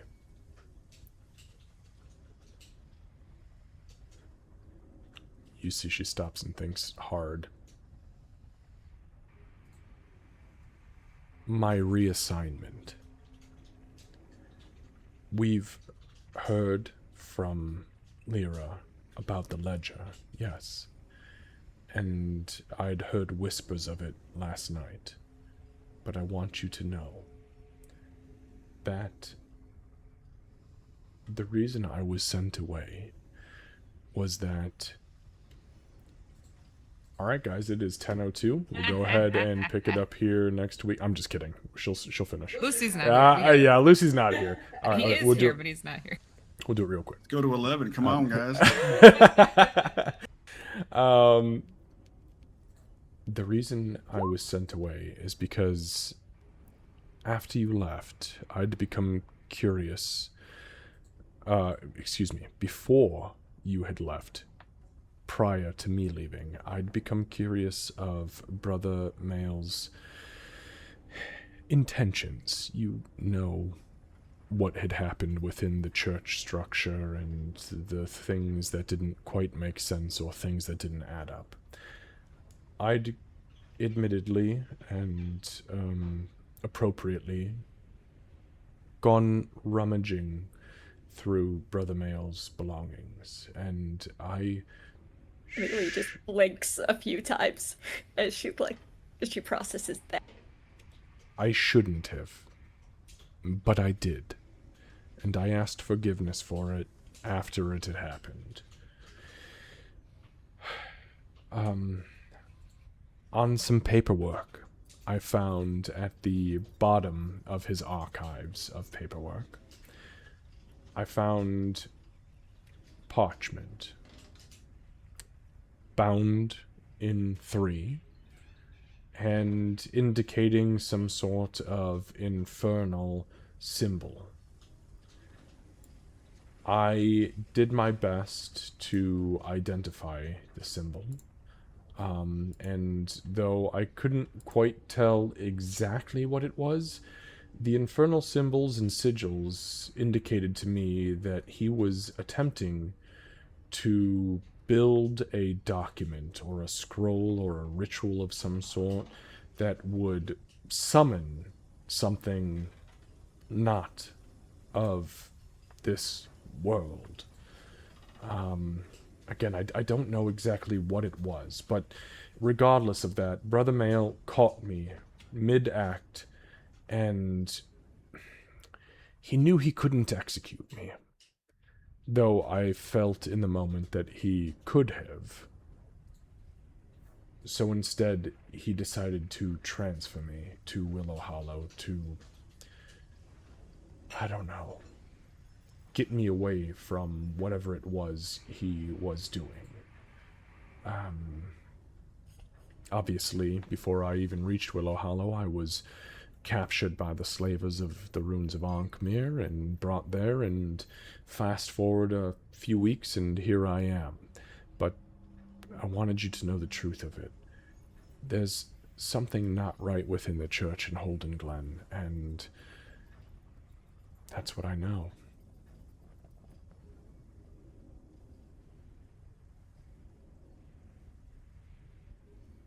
See, that's how you tell a story.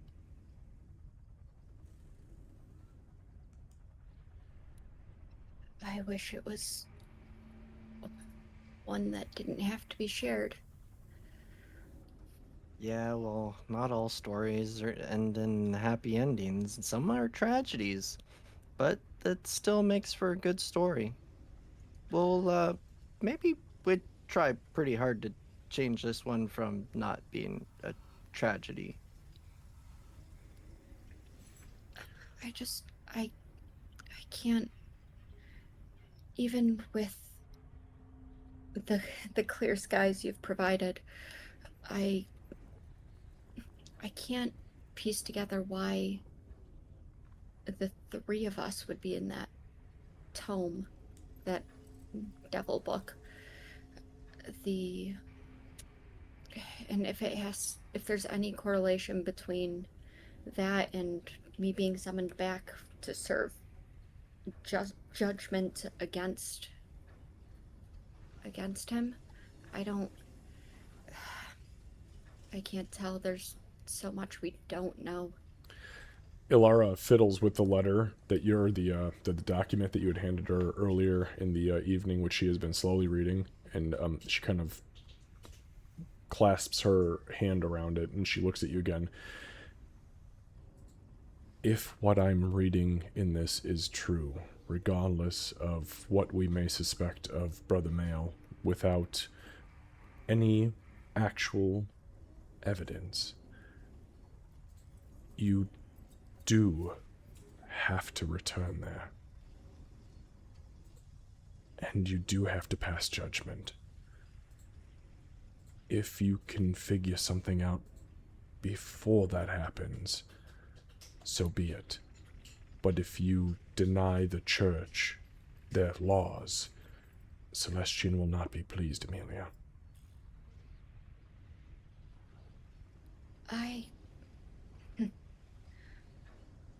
I swore my oath to him directly, or at least a manifestation. He made it very, very clear that I was bound by my oaths, that I could not break them.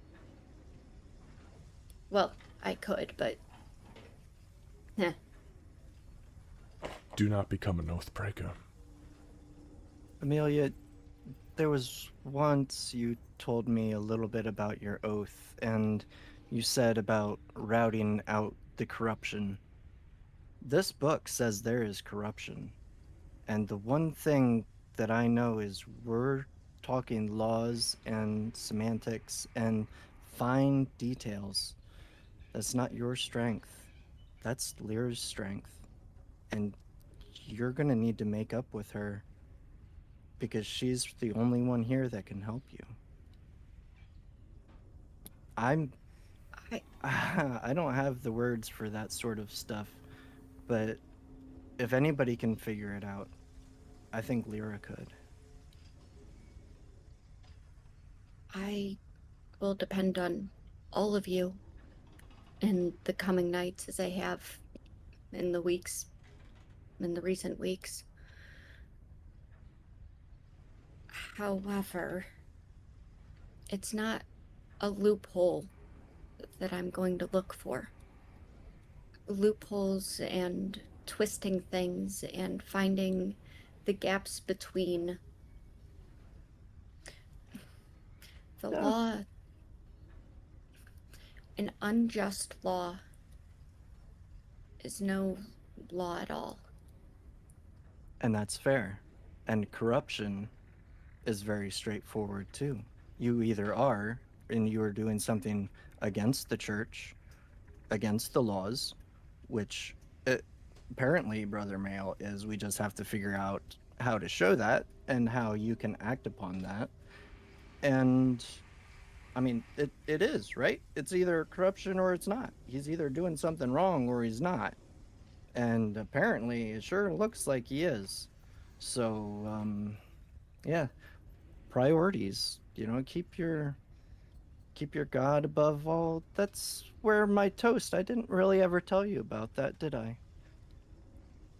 The back in the fire belly, the toast to Mord and family and everything. It's about priorities in your life, where you put your God, mine, Morden, at the top, and then it's your family above all else, and then your clan, and then your king.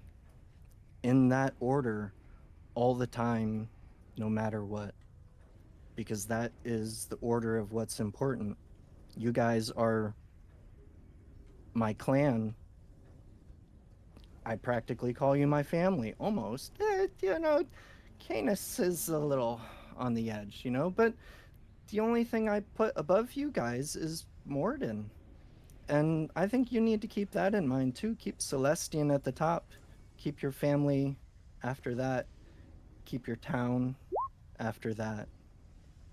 Just something to think on before that spell ends.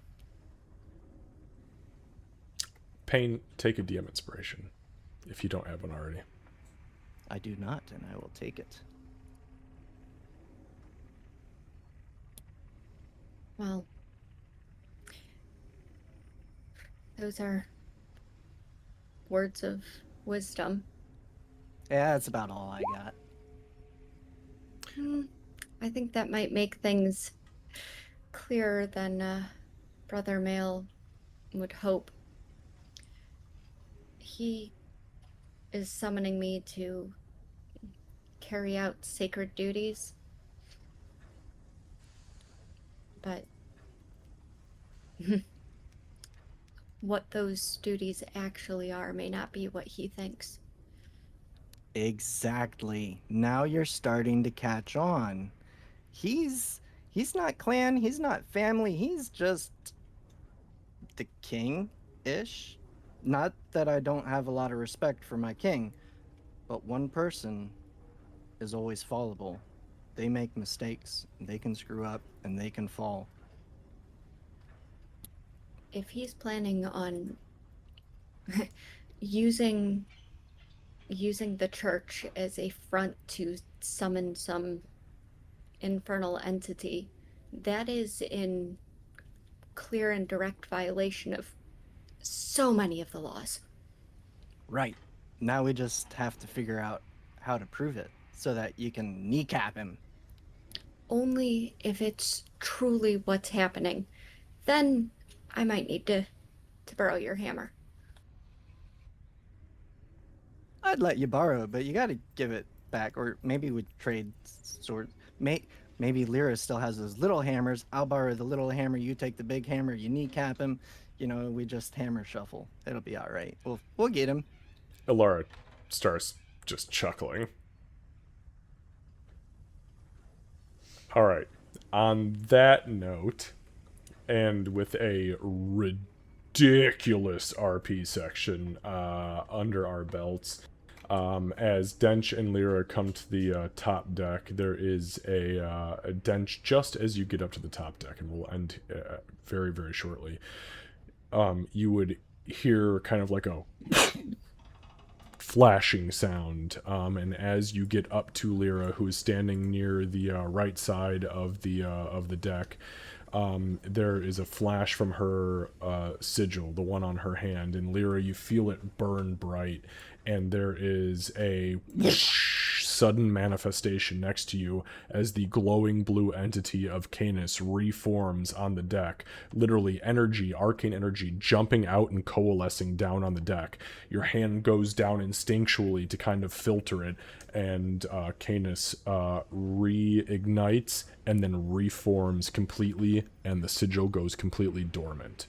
And that is where we'll end the session for tonight. And holy shit, man, I'm looking at my XP sheet. The RP XP is ridiculous. What just happened? What just happened? I'm so sorry, Kat. It was amazing. I send her messages all the time. I was like, I love you. I still love you. I want to give you hugs. That's the best part. I'm sorry to stubborn high horse it all y'all.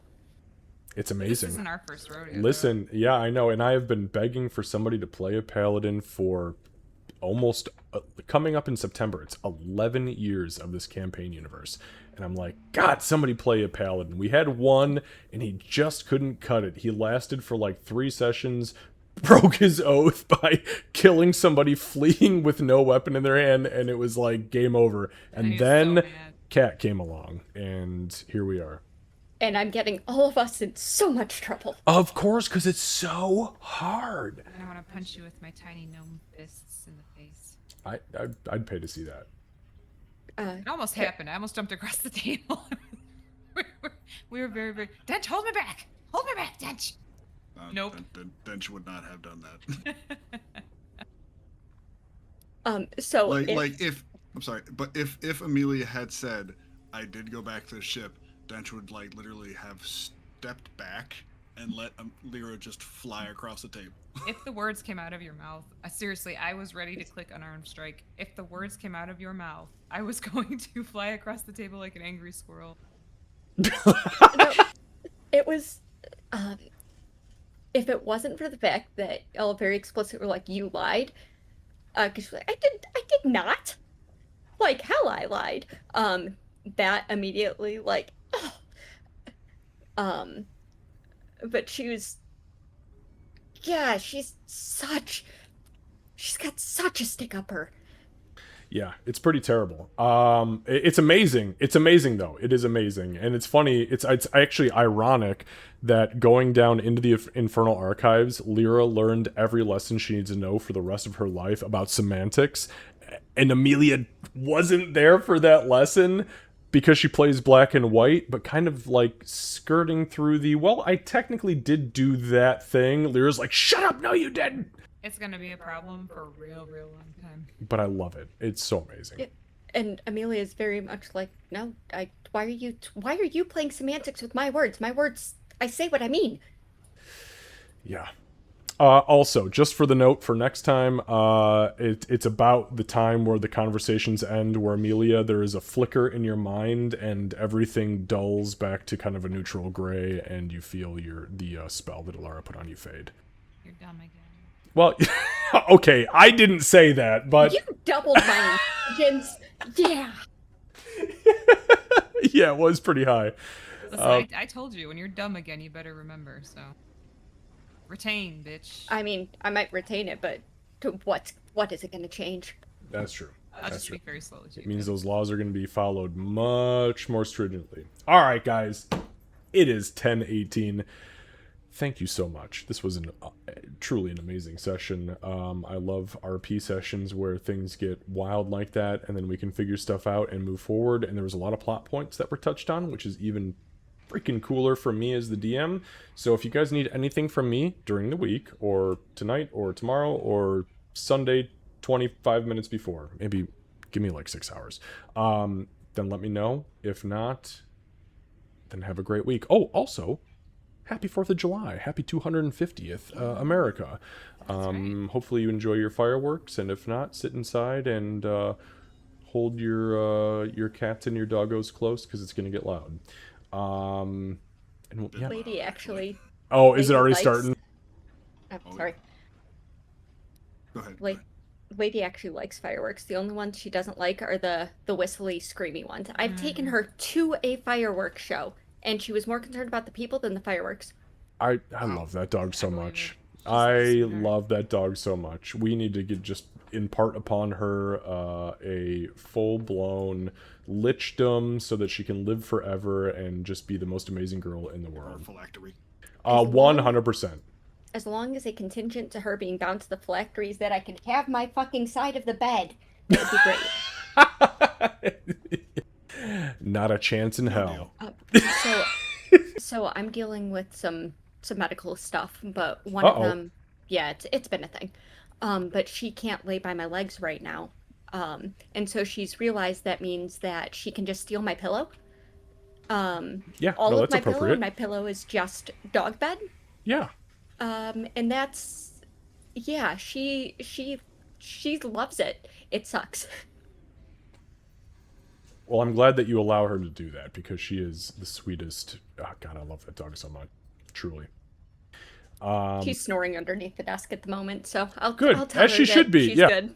Yeah, it's been a long day, I'm sure. Okay, guys. Let's go ahead and end here for tonight. We'll see you next week. Next week we should have Lucy. I see Lucy is hanging out in chat, so he's watching all of your fucking shenanigans. We will begin next week, next session, with Kana's appearing on the top deck as Dench is walking up to Lyra.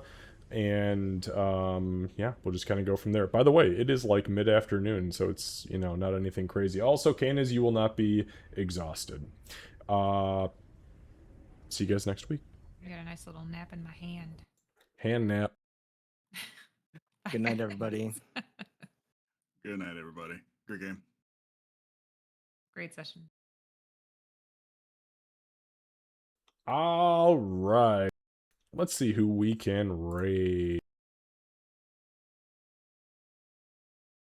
All right, we got Jerko, number one, Sin Master, Pun, Fuji, and Zavino. Oh boy, there's lots of random folks.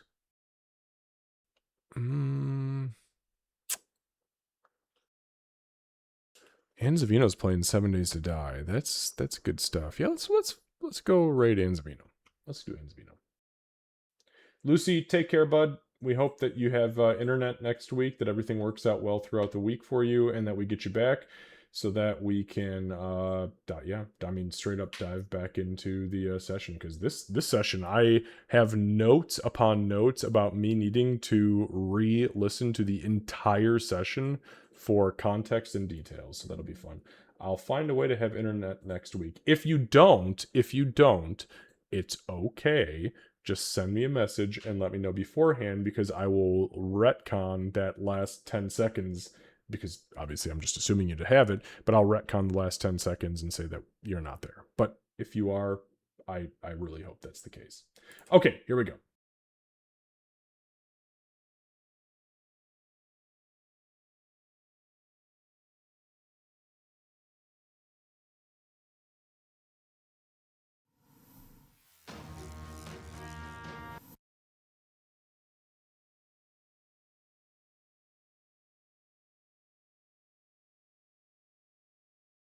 I was trying to sneak up on you. I thought you were outside. October. Can I get some Fucking